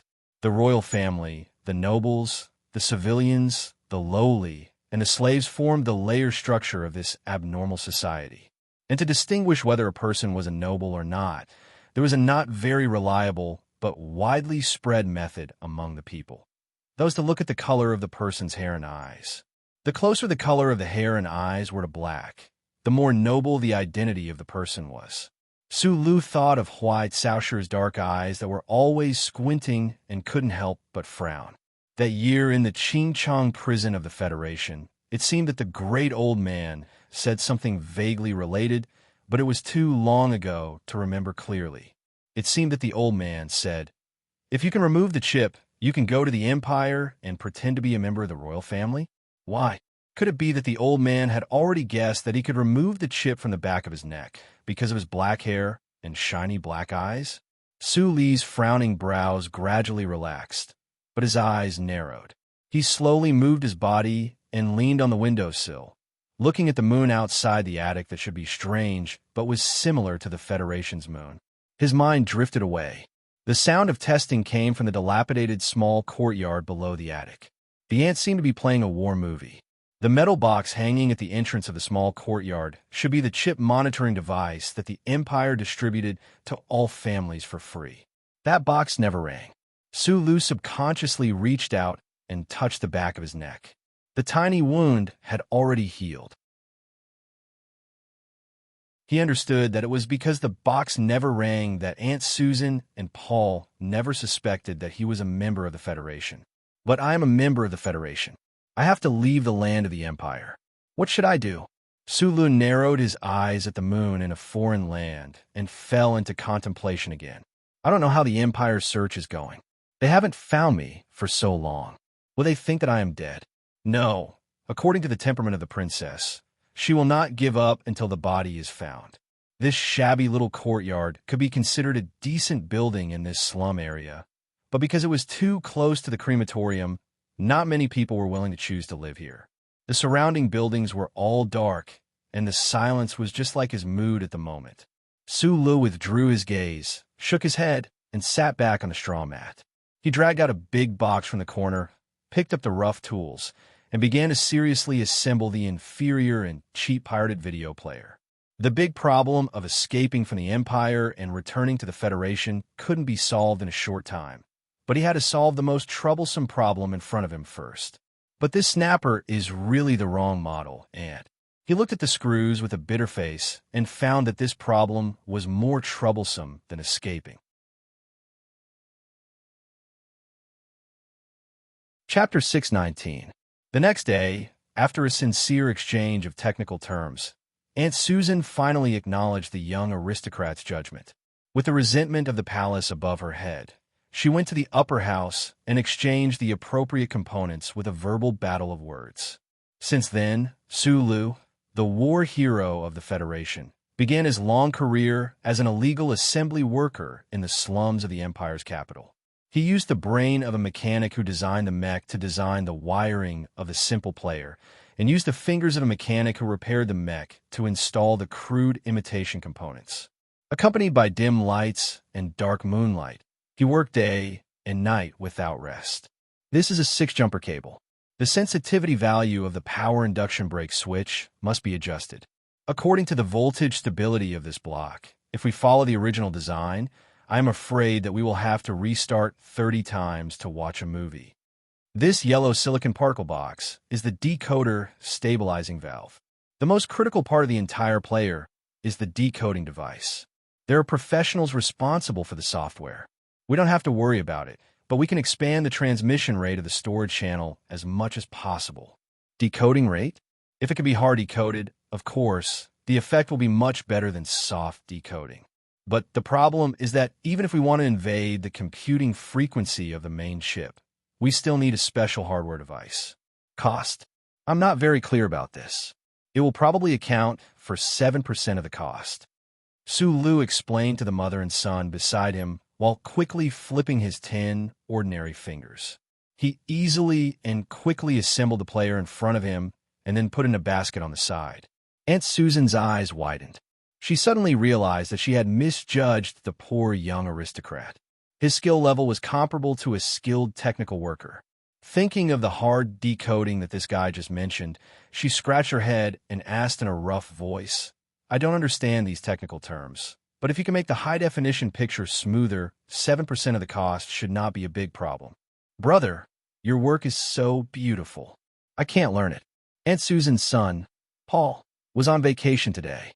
He rushed back home from the second university. Like his mother, this young man was also extremely kind and full of sympathy. He had never opposed his mother's move to take in this exiled aristocrat. Today, Paul wanted to learn how to assemble machines from this young aristocrat so that his mother's life could be easier. However, he didn't expect that the young aristocrat's 10 nimble fingers would greatly hurt his self-confidence. Su Lu smiled, revealing his neat white teeth, and said, I have some talent in this area. Although it was only the simplest assembly process, with the help of the talented exiled noble, the pirated video player produced by Aunt Susan's courtyard was more stable, smoother, and clearer than the players of other competitors. More importantly, the decoding rate was incredible. With excellent performance, the player assembled by Aunt Susan gradually made a name for itself in the market industry. There were more and more repeat customers. Even the butlers of some noble houses in the city center came to buy it for their young masters. It was said that those young aristocrats were completely obsessed with the perfect restoration effect of this set of players on 3D. They couldn't stop themselves, and their hands were sore and their backs were aching. The business was getting better and better, and the money she earned was getting more and more. Aunt Susan simply took out a large sum of money to bribe the market management office and the fierce ruffians. She rented a small shop in the market and hired a middle-aged woman salesperson. From then on, she officially bid farewell to the restless life of a mobile vendor. Nearly 2 months had passed, and the empire had entered the winter rain season. The food in the dilapidated and clean small courtyard was getting more and more abundant. Aunt Susan's hearty laughter was getting more and more frequent. Paul returned home more and more often. However, Su Lu had been staying quietly in the attic and had not stepped out of the small courtyard. It was windy and rainy outside, and the Empire's people certainly did not relax their search for him. He began to ask Aunt Susan and Paul about the movement outside from time to time, but he did not try to go out of the door. The cold, icy rain gently knocked on the window. The small courtyard, which had paid enough heating fees this year, was as warm as spring. After dinner, the three people began to play cards in the attic to pass the time. This had become a routine program in the small courtyard. They were playing Imperial South Road flower cards. From time to time, Aunt Susan's laughter and Paul's morning voice sounded in the quiet attic. Su Lu smiled and played cards with the mother and son, but he knew very well that the mother and son were worried that they would get sick if they were confined in the attic for too long. Paul lost this game. The young college student rubbed his brown hair angrily and began to shuffle the cards. At this moment, Aunt Susan suddenly said, "You don't have to worry about implicating us. The people in this neighborhood we live in have always only cared about their own family affairs and are not interested in other people's affairs." Sulu was silent. He didn't expect Aunt Susan to guess his worries. I went to the Joint Defense Office and quietly looked at the wanted document. There is no three-dimensional image of you in the noble list. Maybe those officials have long forgotten about you, an inconspicuous little guy. Aunt Susan looked into his eyes seriously. You can't hide in the attic all your life. These days, you often look out of the courtyard. I know you want to leave, but Aunt wants to say that if you want to leave, it's best to leave when you are sure you can leave. Paul also stopped shuffling the cards, looked at Su Lu and frowned. Brother, there are many speculations about the truth of this rebellion in the school. Mom and I have asked you many times, but you refuse to say. Naturally, there are reasons that are inconvenient to say, but Mom is right. You'd better not take risks. Aunt Susan was silent for a moment, and then said again with a smile, "Remember to at least tell us when you leave." "Sure," Su Lu replied very seriously. The city in the winter rain was like silk, like the dilapidated buildings in the slums, shrouded in smoke. These were all the scenes that Su Lu watched quietly by the window. Although this small courtyard was so warm, he didn't belong here after all, and had to leave eventually. He didn't know what the situation of his hometown federation was now. Had the troops attacked? Had the guys in Group 7 already gone to the battlefield with guns? What kind of situation were those dear friends in? On the third day after that night's conversation, he carefully dyed his black hair in a light brown with a hair dye bought by Aunt Susan, carefully trimmed his eyebrows, put on the color-changing contact lenses bought by Paul, and walked out of the small courtyard for the first time. Gradually, the friends in a market who were familiar with Aunt Susan and the few neighbors in the streets knew that a poor relative had come to Susan's house to seek refuge. The people living in the capital city of Tianjin had a natural sense of pride. Even if they lived in the slums, it was still a slum where they could see the towering palace walls from afar. In the eyes of the country people, the slums where they could feel the aura of Her Majesty up close was still a great place. Such scenes of seeking refuge were played out countless times every day. Who would care about the strict household registration inspection system of the empire? In this quiet life, the continuous winter of icy rain passed, and the charming spring came and went. The life of the people in the slums repeated over and over again, as if nothing had changed. Su Li's life was the same. He assembled pirated video players in the attic, accompanied Aunt Susan at night to talk about her emotional past, and occasionally gave Paul pointers on the difficult problems in the university's mechanical department. His life was as steady as a river that didn't flow, a lake that hadn't yet filled. In fact, he wanted to leave, but he couldn't. Under the cold gaze of those hidden in the winter rain and spring breeze, he couldn't leave through the normal route. The Empire's ordinary shipping system couldn't get close at all, so he could only try to get close to the Empire's underground society and use the smuggling channels of those dark forces to leave the planet. However, before his plan could start, he was stunned to find that this route had been completely cut off long ago. Through the idle chatter of the neighbors and the discussions that Paul brought back from campus, he knew the whole story. A few months ago, the Empire's military department suddenly sent a cold final notice to the underground world of Tianjin through the relevant channels, ordering those dark forces to immediately stop all smuggling operations immediately. Such a situation rarely happened in history because the people in power knew very well that these underground worlds were in existence that the entire empire couldn't completely erase from the roots. These underground world smugglers often represented the secret interests of those great aristocrats and even members of the royal family. What's more, it was extremely difficult for them to immediately stop all smuggling transactions. Sure enough, with the support of those royal family members and great aristocrats, the underground world of Tianjin did not immediately stop the military department's request. What followed was a bloody massacre that made the entire empire's underground world tremble. All the smuggling spaceships that dared to leave the surface of the planet were coldly destroyed by the military fleet before they could break through the atmosphere. The warships that fired thousands of cannons didn't seem to care about what goods those spaceships were carrying or which family they belonged to. The biggest smugglers were secretly arrested by the Imperial Anti-Smuggling Department on the same day, and no one saw them again. As for their smuggling base, under the powerful firepower of the Empire's military, it was turned into a pile of broken building blocks made of countless corpses. The most shocking part of the rumor was that the royal family members and aristocrats behind the smugglers were unceremoniously invited back to the dark courtroom by the Imperial Intelligence Agency officials. No aristocrat dared to resist because it was said that His Highness personally led the team. Most people in the Empire society didn't understand why the royal family would think of a bloodbath in the underground world and spend so much effort to crack down on smugglers.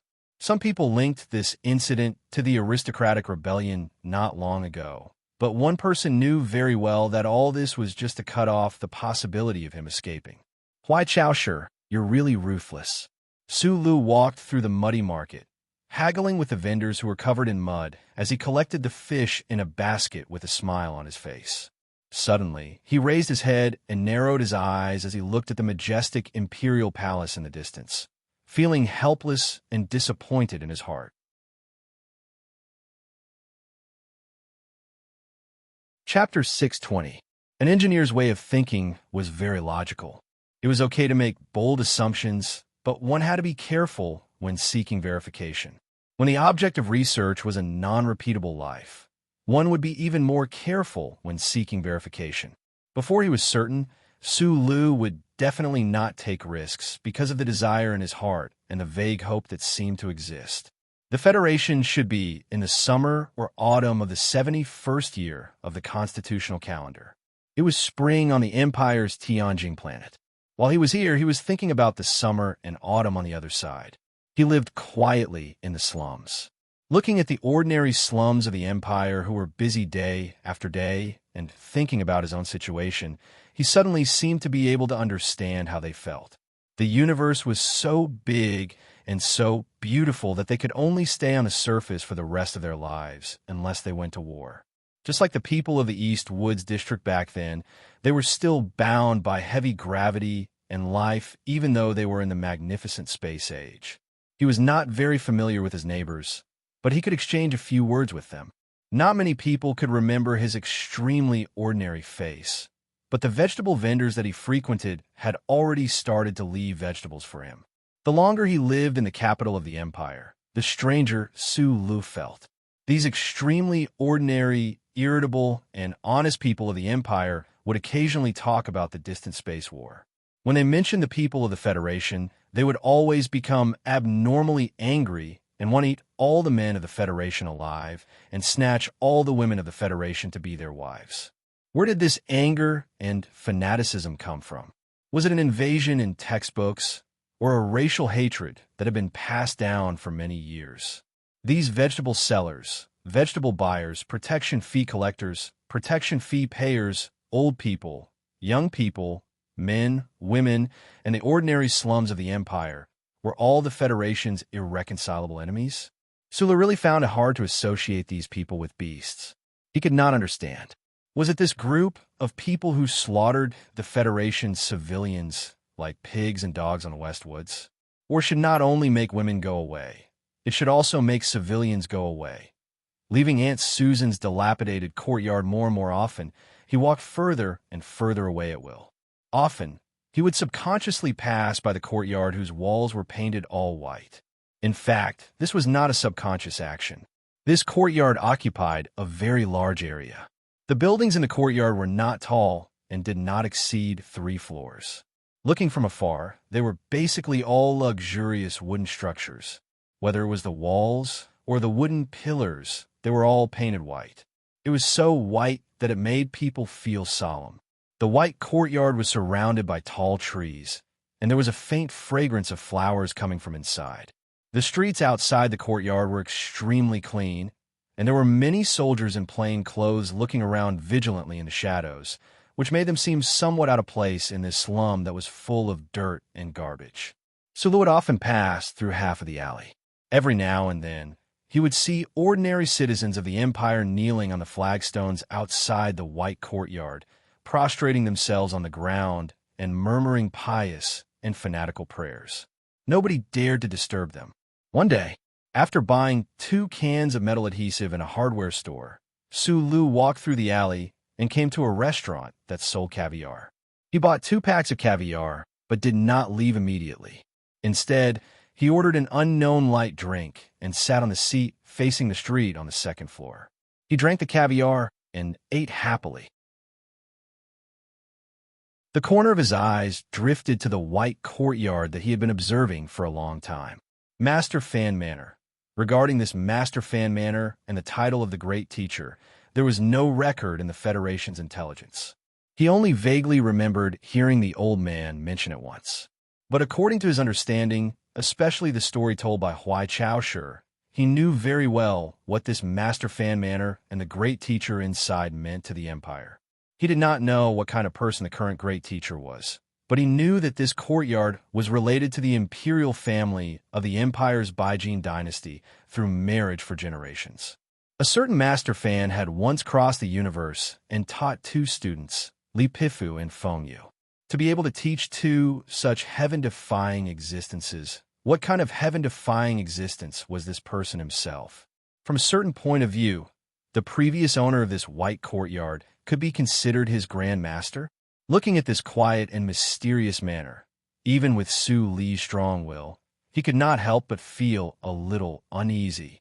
He knew that this place was definitely heavily guarded. He knew that there was definitely an extremely powerful existence in a master fan manor. He knew that he should not have come here to take the risk, but in the end, he still came.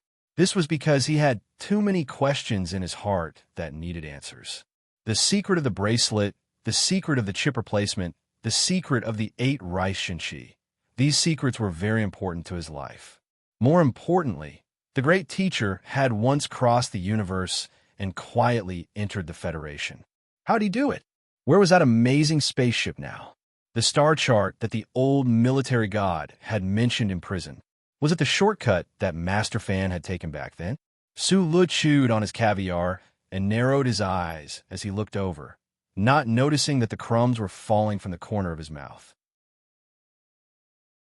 In the face of the imperial family's tyrannical and even somewhat crazy search and interception operations, he had to safely leave this planet, leave the Empire, and return to the Federation. It seemed that he could take the old path that his predecessors had taken, but this path might be even more difficult. Just a few days ago, the Imperial Military Police once again combed through the slums. Although they still did not discover his existence, it already made him feel uneasy. Time seemed to be running out, and he was getting more and more nervous. However, to break into this white courtyard and investigate the mysterious Master Fan Manor, from a rational point of view, was not a wise choice. It was more like a suicide mission. This decision was too hard to make. Right at this moment, a huge commotion suddenly came from the streets in the distance. Sulu was shocked to find that many of the Empire's citizens had put down what they were doing and were rushing over. Gradually, the earth-shattering commotion turned into orderly, angry shouts. Race not destroyed. Fight to the end. Kill the Federation. Long live the Empire. Long live the Emperor. Fight to S1. Kill. Autumn of the 71st year of the Federation's constitutional calendar. Spring of the 724th year of the Empire's White Hibiscus Dynasty's imperial calendar. The Federal Fleet, consisting of 1,400 warships, passed through the 2 giant warp holes in the Night Scorpion Nebula and Gary Corridor at the same time. The Federal Fleet easily defeated the Empire's border fleet and headed straight for the Virgo Galaxy in the southwestern star region of the Empire. The Third Cosmic War officially broke out. The vast sea of stars that had just calmed down was once again lit up by the flames of war. Chapter 622. That night, Paul rushed home from the second university. His clothes were full of traces of inferior paint. During dinner, he picked up 3 pieces of wheat vegetables in a daze. Finally, he could not bear the puzzled eyes of his mother and Sulu. He put down his chopsticks, lowered his head, and said, "I have signed up for military special training." Aunt Susan took a deep breath in surprise, covered her mouth, and did not speak. Sulu looked at Paul's young face, hesitated for a moment, and persuaded. Now, the Federation has just passed through the space channel, and the situation is not so tense. You are a mechanical college student. How can it be your turn to fight? I have to be prepared at all times. Paul replied very seriously, "Brother, I know you have resentment against the Empire. In fact, we do too. The problem is that our country has reached a moment of life and death. Our compatriots are trapped in blood and fire. Brother, forget the hatred related to political conspiracies." He patted Su Li's shoulder and said with emotion, "We are not fighting for His Majesty, but for ourselves." Aunt Susan slowly put down the spoon in her hand, and a proud and gratified expression flashed across her chubby face. She put her hand on her son's thin shoulder and said in a gentle voice, "Do what you want to do." "Okay." Paul nodded hard. Sulu was silent, looking at the young man of the Empire beside him and thinking that he might walk on the battlefield full of blood and fire. He was a little nervous. He wanted to teach him some life-saving skills on the battlefield, but on second thought, wouldn't this be too irresponsible to his compatriots? Sulu was a foreign young man who had saved his life and had a very good relationship with him. Now, he was about to enter the battlefield. Perhaps one day, he would hold a gun barrel and spit at him, and then cry as they bid each other farewell. Generally speaking, Sulu should be very depressed and struggling with a headache. However, since he had seen too many scenes of comrades dying or surviving by luck on the battlefield in the West Woods. Especially this time, when he was captured by the Empire, Su Li's personality changed, or it could be said that he returned to the psychological state of the orphan on Zhonglo Street in Donglan. For problems that could not be solved temporarily, not only could he not think about it, but he was also full of confidence with a sly aura. He believed that if that day really came, he would definitely be able to find a solution. Paul was busy with military training and parading in the streets. Aunt Susan was busy making money and then changing the money into hard currency that was not easy to depreciate. Sometimes she would go to the management office to give wartime gifts. Su Lu, a soldier of the Federation, did not have the consciousness of being their enemy. He still repaired pirated video players and polished all kinds of inferior metal devices, as usual, living a quiet and warm life in the small courtyard and attic. No one knew that when he went to the hardware store every day, he would always sit in the restaurant in the alley next to the white courtyard for a long time. He silently and attentively observed the environment of the house and the movements around it. Then, he would memorize everything he saw in his mind. When he returned to the attic of the house, he would draw it on the map.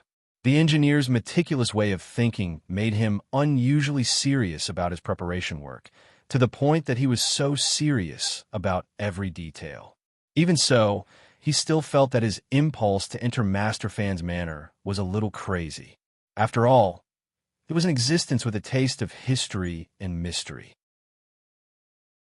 And after so many years had passed, who knew where the amazing spaceship that the previous Masterfan had taken was? Was the star map of the third passage between the Federation and the Empire still in Masterfan's mansion?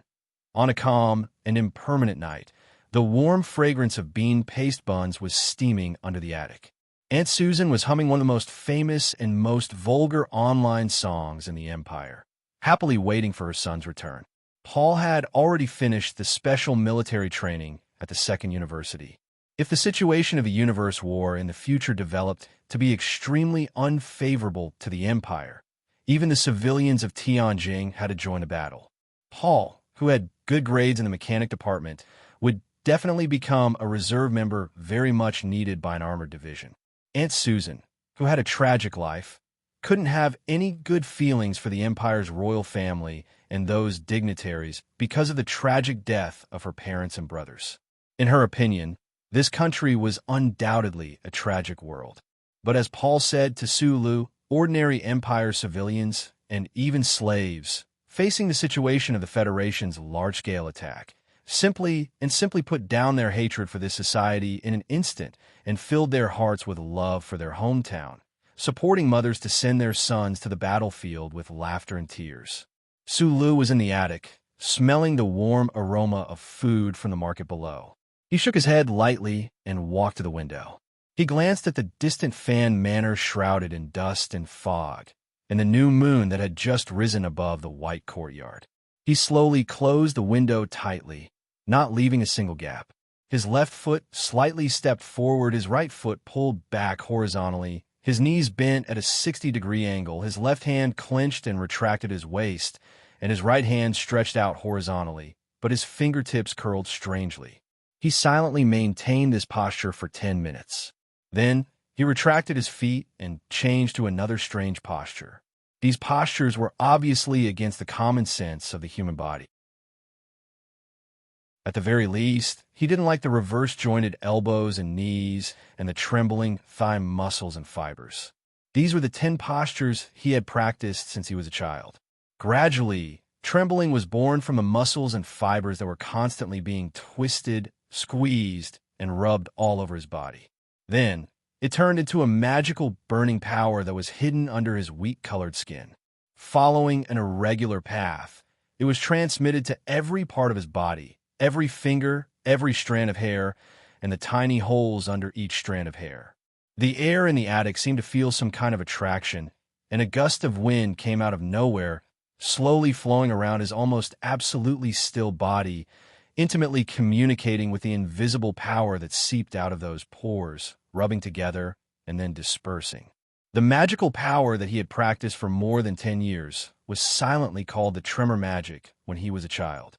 Only now did he know that this power actually had a name called Eight Rice. However, just as he learned the name, the powerful power in his body was cut off by White Saoshur's even more powerful and irresistible power. With his life as a bet, Su Lu fearlessly broke through the seal of that finger, and all the meridians in his body were shattered, turning him into a paralyzed patient. After that, this Donglin stone endured pain that ordinary people absolutely could not endure, and actually forcibly picked up all the scattered power in his body piece by piece. Not only did he recover his original power, he even had a faint leap in some level. Su Lu felt this, but his body was too weak during the escape, and there was no way to know how big the scale of this improvement was. It was not until Aunt Susan saved him and allowed him to stay in the attic that he somewhat inconceivably discovered a lot of problems. He slightly narrowed his eyes, looked at the headphones on the straw mat, slowly raised his hands, and felt the scorching heat spewing out from behind his waist. It no longer followed the previous path, but rushed straight out from the inside of his body like a running bison, rushing over his chest, rushing over his shoulder, rushing over his upper arm, rushing over the tip of his elbow, and rushing into his palm. His palm was still the palm with calluses, but there was a real feeling of swelling filling it, and it seemed to be bigger than what he saw with his eyes. The scorching power was like the air in a balloon constantly pouring into his palm, making his 10 fingers feel swollen and sour.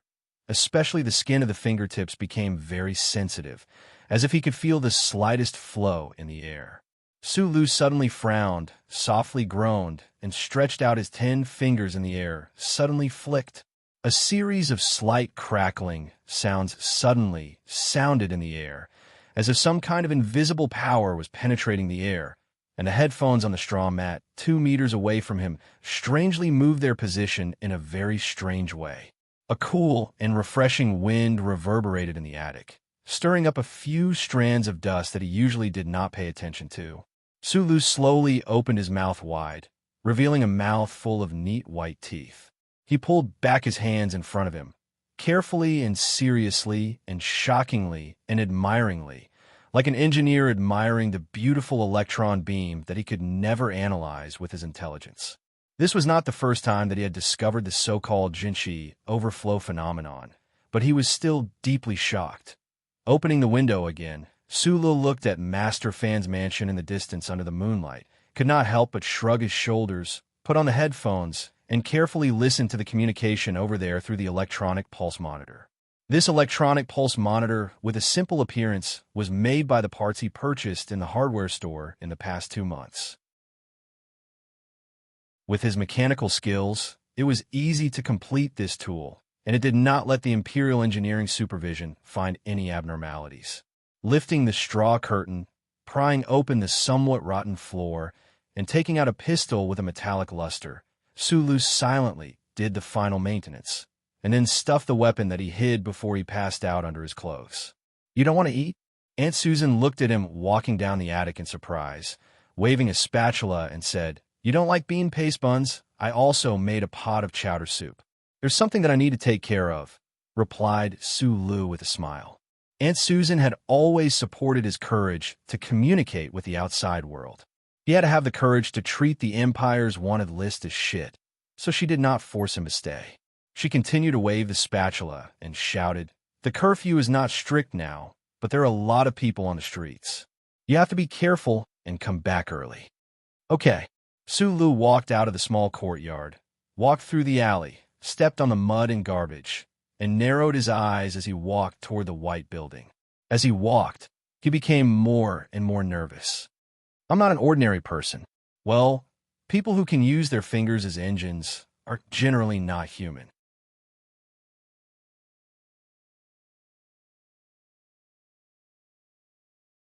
Chapter 623. Su Lu was an ordinary person who did not take the usual path. However, as a fugitive from the Federation who was crazily wanted by the Empire, he actually dared to carry a gun and charge into the white courtyard alone.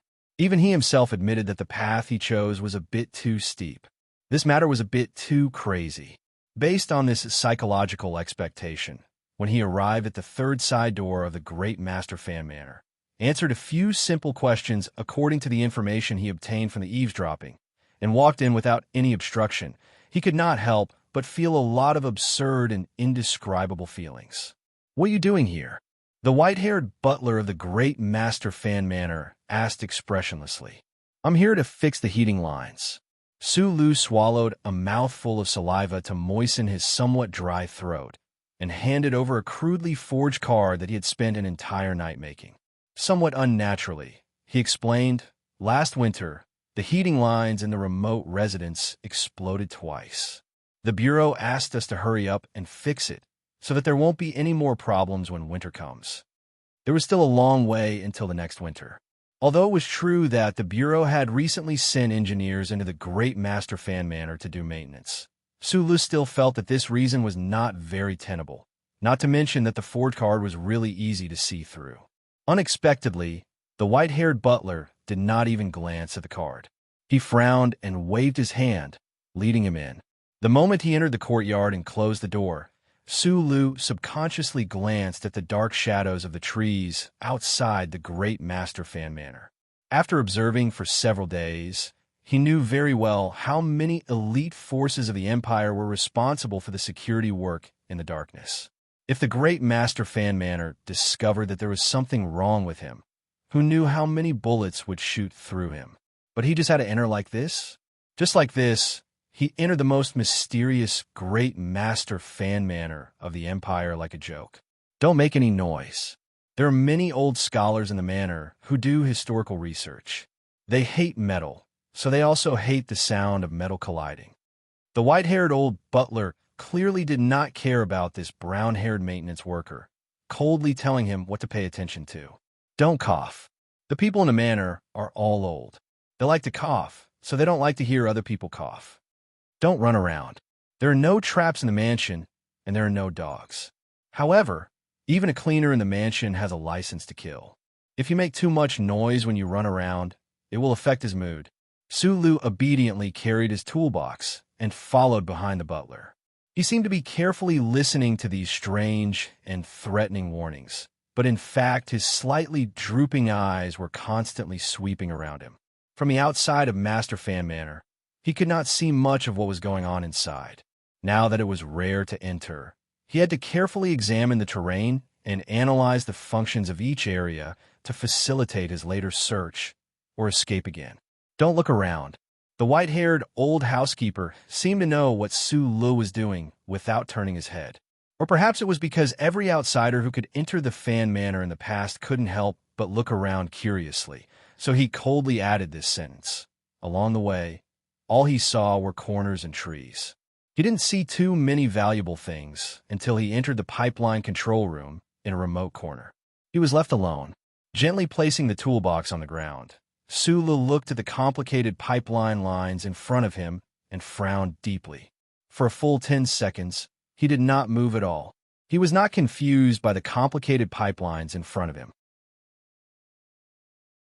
No matter how complicated the mechanical pipelines were, as long as there were corresponding external paint labels, he could sort out the pipeline structure in the shortest amount of time and find the one that needed to be repaired or not.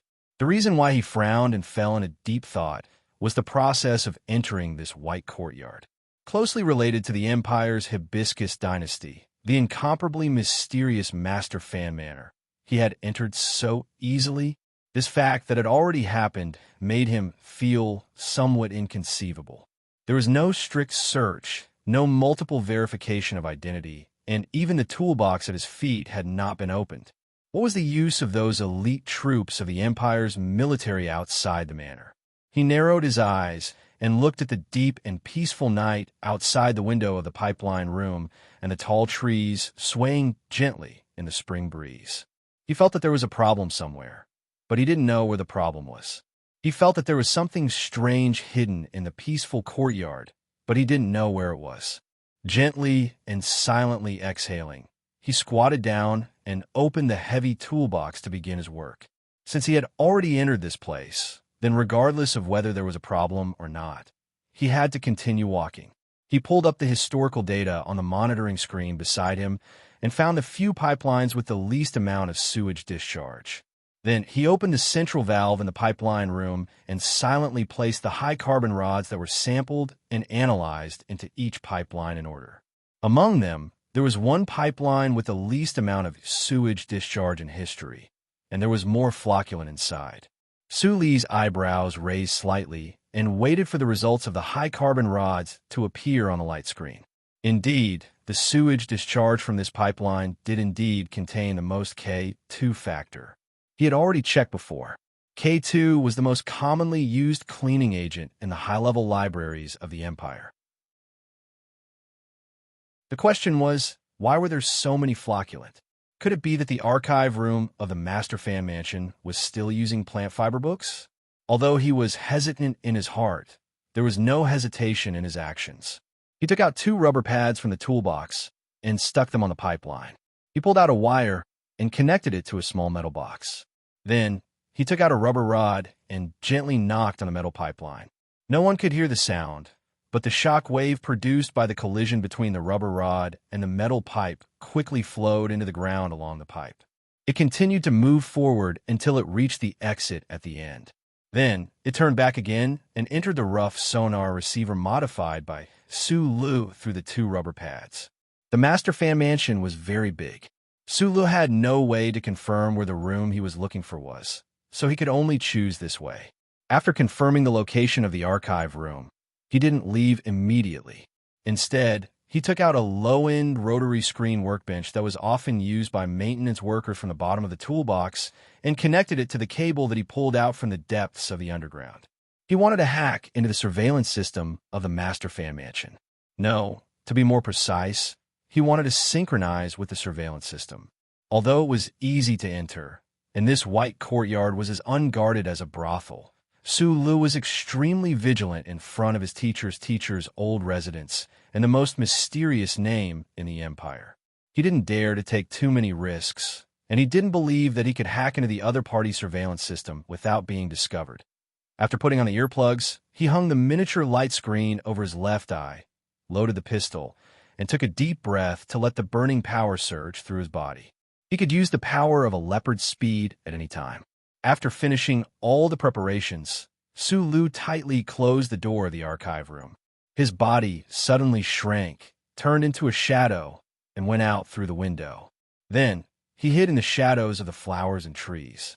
With his current strength, or state, or the speed that he could burst out with under the cover of the night, it was difficult for a normal surveillance camera to capture his figure. Once he stopped, even if someone walked past him, it would be difficult to discover his existence. He walked in the courtyard like a shadow, carefully avoiding all the dangers and moving towards his target. The Master Fan Mansion was much bigger than it looked from the outside. To reach the archive room, he had to go through a lot of places. On the way forward, there was the sound of the TV news, the sound of arguments, and the unique buzzing sound of tapping on the diaphragm keyboard. These sounds made him feel a little strange. It was as if this courtyard wasn't some mysterious high-ranking official's mansion, but rather a campus full of the smell of youth. On the way forward, he saw a lot of buildings, and the outer walls of these buildings were all painted white. Even if there were traces of time and wind and rain, it still gave a feeling of cleanliness that made people feel a little cold. He didn't know how many turns he took, but through the branches in front of him, Su Lu suddenly saw a stone wall that wasn't white. His body slightly stiffened and stopped in his tracks.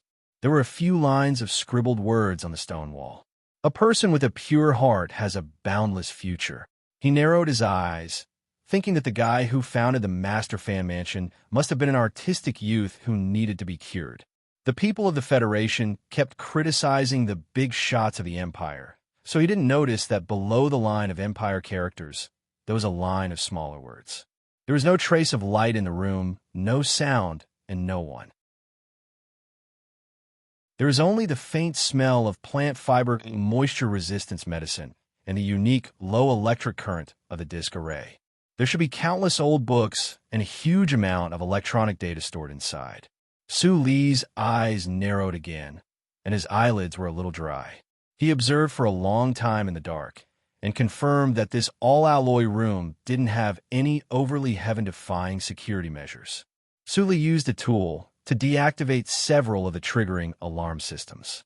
Then, He crouched before the dark door and spent 3 minutes unlocking the door.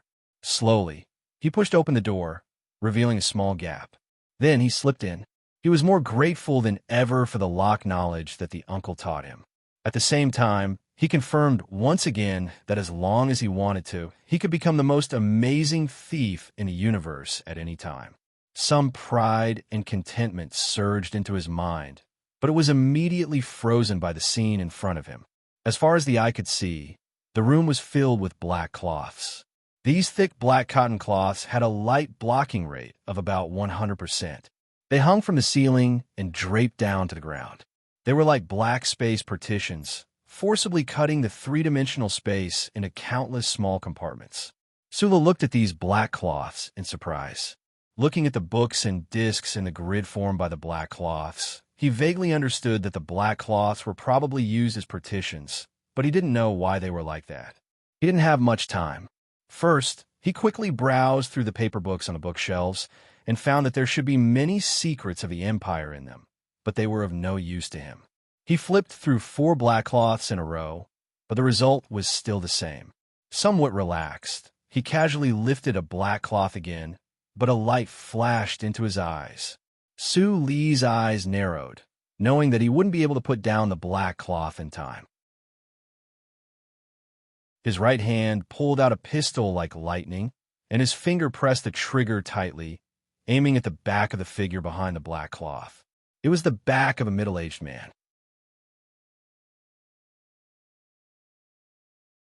Chapter 624. Before entering Master Fan Manor, Su Lu had spent dozens of days observing and eavesdropping. From his disguise to a series of detailed problems, he had made ample preparations. The details decided everything, and the details seemed to have decided that he could enter so easily. Although he had made so many preparations, he still didn't have the slightest bit of confidence. This was because this white manor was unknown in the Federation, but to the Empire, it was too important. The smell of history was too strong. The bracelet he had come into contact with when he was young, and the story of Twilight in the Palace City made him particularly cautious of this place. Because of this kind of psychological preparation, even if there was an electromagnetic cannon hidden behind the black cloth, or dozens of invisible mecha that were far beyond the level of modern technology suddenly popped out of thin air, he might not be surprised. But the scene before his eyes shocked him so much that he could not speak, and his body stiffened. Whether it was the Federation or the Empire, their history was written by a combination of pen and gun.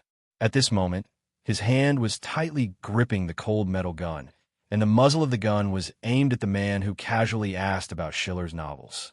That was the content of the novel, the pen, and the words.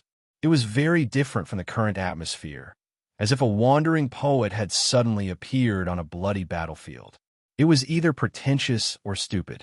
I've read many of Schiller's novels, but I don't have much of a literary opinion. Su Li's footsteps were soft and silent, and he expressionlessly took 2 steps forward. The muzzle of the gun was pressed against the back of the man's head. The strange feeling made him subconsciously lower his voice as he answered. The middle-aged man wore an extremely ordinary thin coat. The hem was a little long, and it covered his legs and knees. The room was warm like spring, so he wasn't afraid of the cold. He didn't seem to feel the cold metal gun at the back of his head. He scratched his head, put down the pen in his hand, and turned back with a frown. Reckless men, like you, only know how to fight, have never studied comparative literature or genre literature. My question was a little redundant, but since you've read so much, quickly recite a few of my novels. The Empire's collection of information is still problematic. Those idiots sent by the military always think that novels are not serious business. They only know how to draw maps. There are still a few of Schiller's early novels that haven't been collected yet. Sulu looked at the face of the middle-aged man under the muzzle of the gun. His finger on the trigger couldn't help but tremble slightly. He didn't know why, but he had a strong urge to blow this face into pieces. It wasn't because this face was too ugly, too wretched, or too frivolous. It was because this face was too beautiful. Sulu had seen many handsome men in his life. There is no need to mention the delicate and pretty by Magnolia and the gloomy Li Qishao for the time being. Sure, Qinghai, who had a mesmerizing face and peach blossom eyes, was his best friend. He had enough tolerance for a man with a beautiful face, but at this time, he was almost unable to suppress the jealousy and hatred in the depths of his heart. This man from the Empire had a head full of white hair. He was not young, but his face was so perfect that it made people jealous.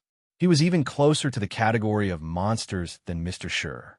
It was enough to make all the men hate him and feel that the creator was a bastard. Don't tremble with your fingers. The middle-aged man from the Empire tried to move the gun barrel away from his forehead, but he found that Su Li's hand was very tight. He helplessly gave up the idea and said innocently, "I know that many male animals have the urge to destroy my face when they look at it. But this has nothing to do with me. It's my parents. To be more precise, it's a biological mark passed down by some ancestor." He continued with emotion, "The greatest tragedy in the world is to destroy beautiful things and display the process for others to see. I admit that my face is the source of countless tragedies." Su Li's knuckles turned slightly white as he gripped the gun. He found that this mysterious man in front of him was not only ridiculously beautiful, but also nag in narcissism to an outrageous extent. "Who exactly are you?" He knew that his question didn't have much power, because it was too cliché, but this was the question he was most nervous about at the moment. "This is Master Fan's mansion." The man from the Empire looked at him with a smile. His bright eyes were unusually charming, and even the few wrinkles at the corners of his eyes had an indescribable feeling. "So?" Su Li's thick eyebrows raised slightly. "So, I'm naturally the Great Teacher." According to the background introduction of Huai Caoshi's story, the Great Teacher was a great title that was inherited by a certain family. This family of unknown origins helped the Huai family establish the Hibiscus dynasty, and for more than 700 years, they have been hiding behind the scenes to support the royal family's rule over the vast star region. Every great teacher naturally became the teacher of the empire's emperor, so the title of Great Teacher gradually became an actual position. This kind of existence was definitely amazing, especially when he knew that the former Great Teacher had taught Li Pifu and Feng Yu, the pair of brothers. Su Li no longer doubted this point. He had thought that the current Great Teacher might have 3 heads and 6 arms as thick as thighs, but he didn't expect that when he really met him, he would still be severely shocked. "All right, I admit that I'm not a guest." Su Li took a deep breath to calm himself down. His finger that was stroking the trigger relaxed, but he was ready to pull at any moment. He intimately pressed the muzzle of the gun between the beautiful face's eyebrows and said with a slightly hoarse voice, "I seem to have to admit that you seem to know that I was coming and have been waiting for me. But the problem is, do you know who I am? The entire empire is looking for you." Great Teacher Fan smiled and replied, "But other than His Majesty and Xiao Shi, probably no one knows your true identity. But if others don't know, how can I not know? Please try to be concise." Su Li gradually calmed down. He twisted his lips and pressed the muzzle forward without hesitation. The Great Teacher frowned because of this action. He then stood up, as if he wasn't worried that Su Li would pull the trigger at all. He waved his hand and said, "You are Nasri's son, so you should be Jian Shui'er's half-brother. Based on this relationship, you should also call me uncle. Is it popular in the Federation to point a gun at one's uncle's head and shout kill? Well, if we don't start from my poor sister, or from my poor father who died in the hands of an old man, Nasri and I are brothers. I am the disciple of the sect leader." Does the Federation have such a cute title? Listening to the middle-aged man in front of him talking nonstop, Su Li suddenly felt as if all the sounds in the room were being absorbed by the black cloth that was everywhere. He couldn't hear anything at all, but the words were clearly transmitted into his mind. There were too many plots and clues in a few simple sentences. It was so complicated that even his logical brain was a little confused. "Wait, this is a little too complicated. You have to let me sort it out first." Su Li reached out his left hand with a headache, indicating for the other to stop. "Oh, the relationship between the great families has always been very complicated. If you're interested, you can study the history. The great teacher continued excitedly. Su Lu helplessly moved the muzzle of the gun down a little and blocked the great teacher's mouth. With an extremely serious expression, he said, "Let's start from the beginning. You said that Jian Shui'er has to call you uncle. Does that mean that her mother is your elder sister or younger sister?" Logically speaking, the great teacher, who should be incomparably honorable and serious, was now squeezing his extraordinarily beautiful face, ignoring the cold muzzle of the gun in his mouth, and vaguely explaining, "I said that she is my elder sister." "So your elder sister is the former great teacher's younger daughter? Then what are you?" Su Lu thought of the story that Huai Chaosher had told him and asked in confusion. The muzzle of the gun subconsciously moved away. "She is the younger daughter, and I am the younger son. This relationship is very simple. The former great teacher is my father, and my elder sister is my father's daughter. Isn't it natural? So, Jian Shui'er and Huai Chaosher are half-sisters." Su Lu opened his small eyes wide and came to an incredible conclusion. The great teacher looked at him and nodded. He spread his hands and said, "Jian Shui'er made His Majesty wear a green hat. Otherwise, why would he go crazy whenever he saw Jian Shui'er? But you don't have to worry too much about the incestuous relationship between you and Xiao Shi.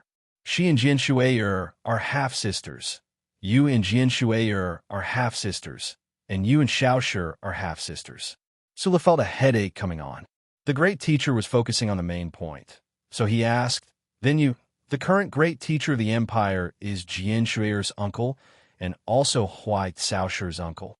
I am very proud to have two nieces who are the most outstanding in their respective fields," the great teacher said with satisfaction. He waved his arm again, causing the thin coat on his body to flutter in the wind, revealing his bare thighs and a corner of his underwear. Su Lu didn't expect this important person to have such a strange habit of dressing. The words he wanted to say were stuck in his throat.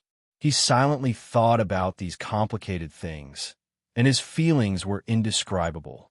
Of course, he knew that he wasn't the great teacher's son, but it seemed that the empire insisted on this, so these complicated relationships involved him. "I don't think you waited for me just to tell me a story." He narrowed his eyes, not looking at the middle-aged man's thighs. He shrugged and said, "Actually, I don't even know how you guessed that I would be able to escape and enter the great teacher Fan Manor. I heard that Nasri died. You inherited his legacy, so of course you were able to escape successfully." The great teacher smiled and said, "Several decades ago, when I was still young, I ordered him as his brother-in-law to find a way to take me to the Federation to play. Only then did he create that little blue thing. Although he didn't keep his word and didn't take me to the Federation, I thought that since you had that little blue thing on you, how could the Empire's surveillance catch you? As for why I guessed that you would come to the great teacher Fan Manor, the reason is very simple."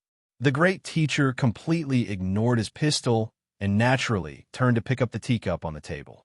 His thin clothes fluttered like an immortal, and his two thighs were a shocking sight.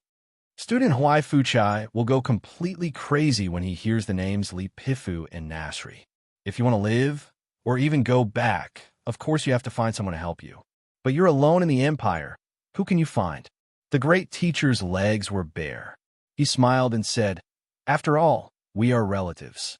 Although we don't interact much, we still have to visit each other occasionally." You're tuning in to the Romance Rendezvous YouTube channel.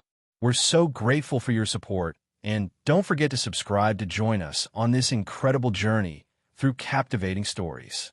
Your generosity through donations truly makes a world of difference, as it's the primary source of revenue that allows me to expand and enhance this channel for you. Thank you from the bottom of my heart for being a part of this adventure.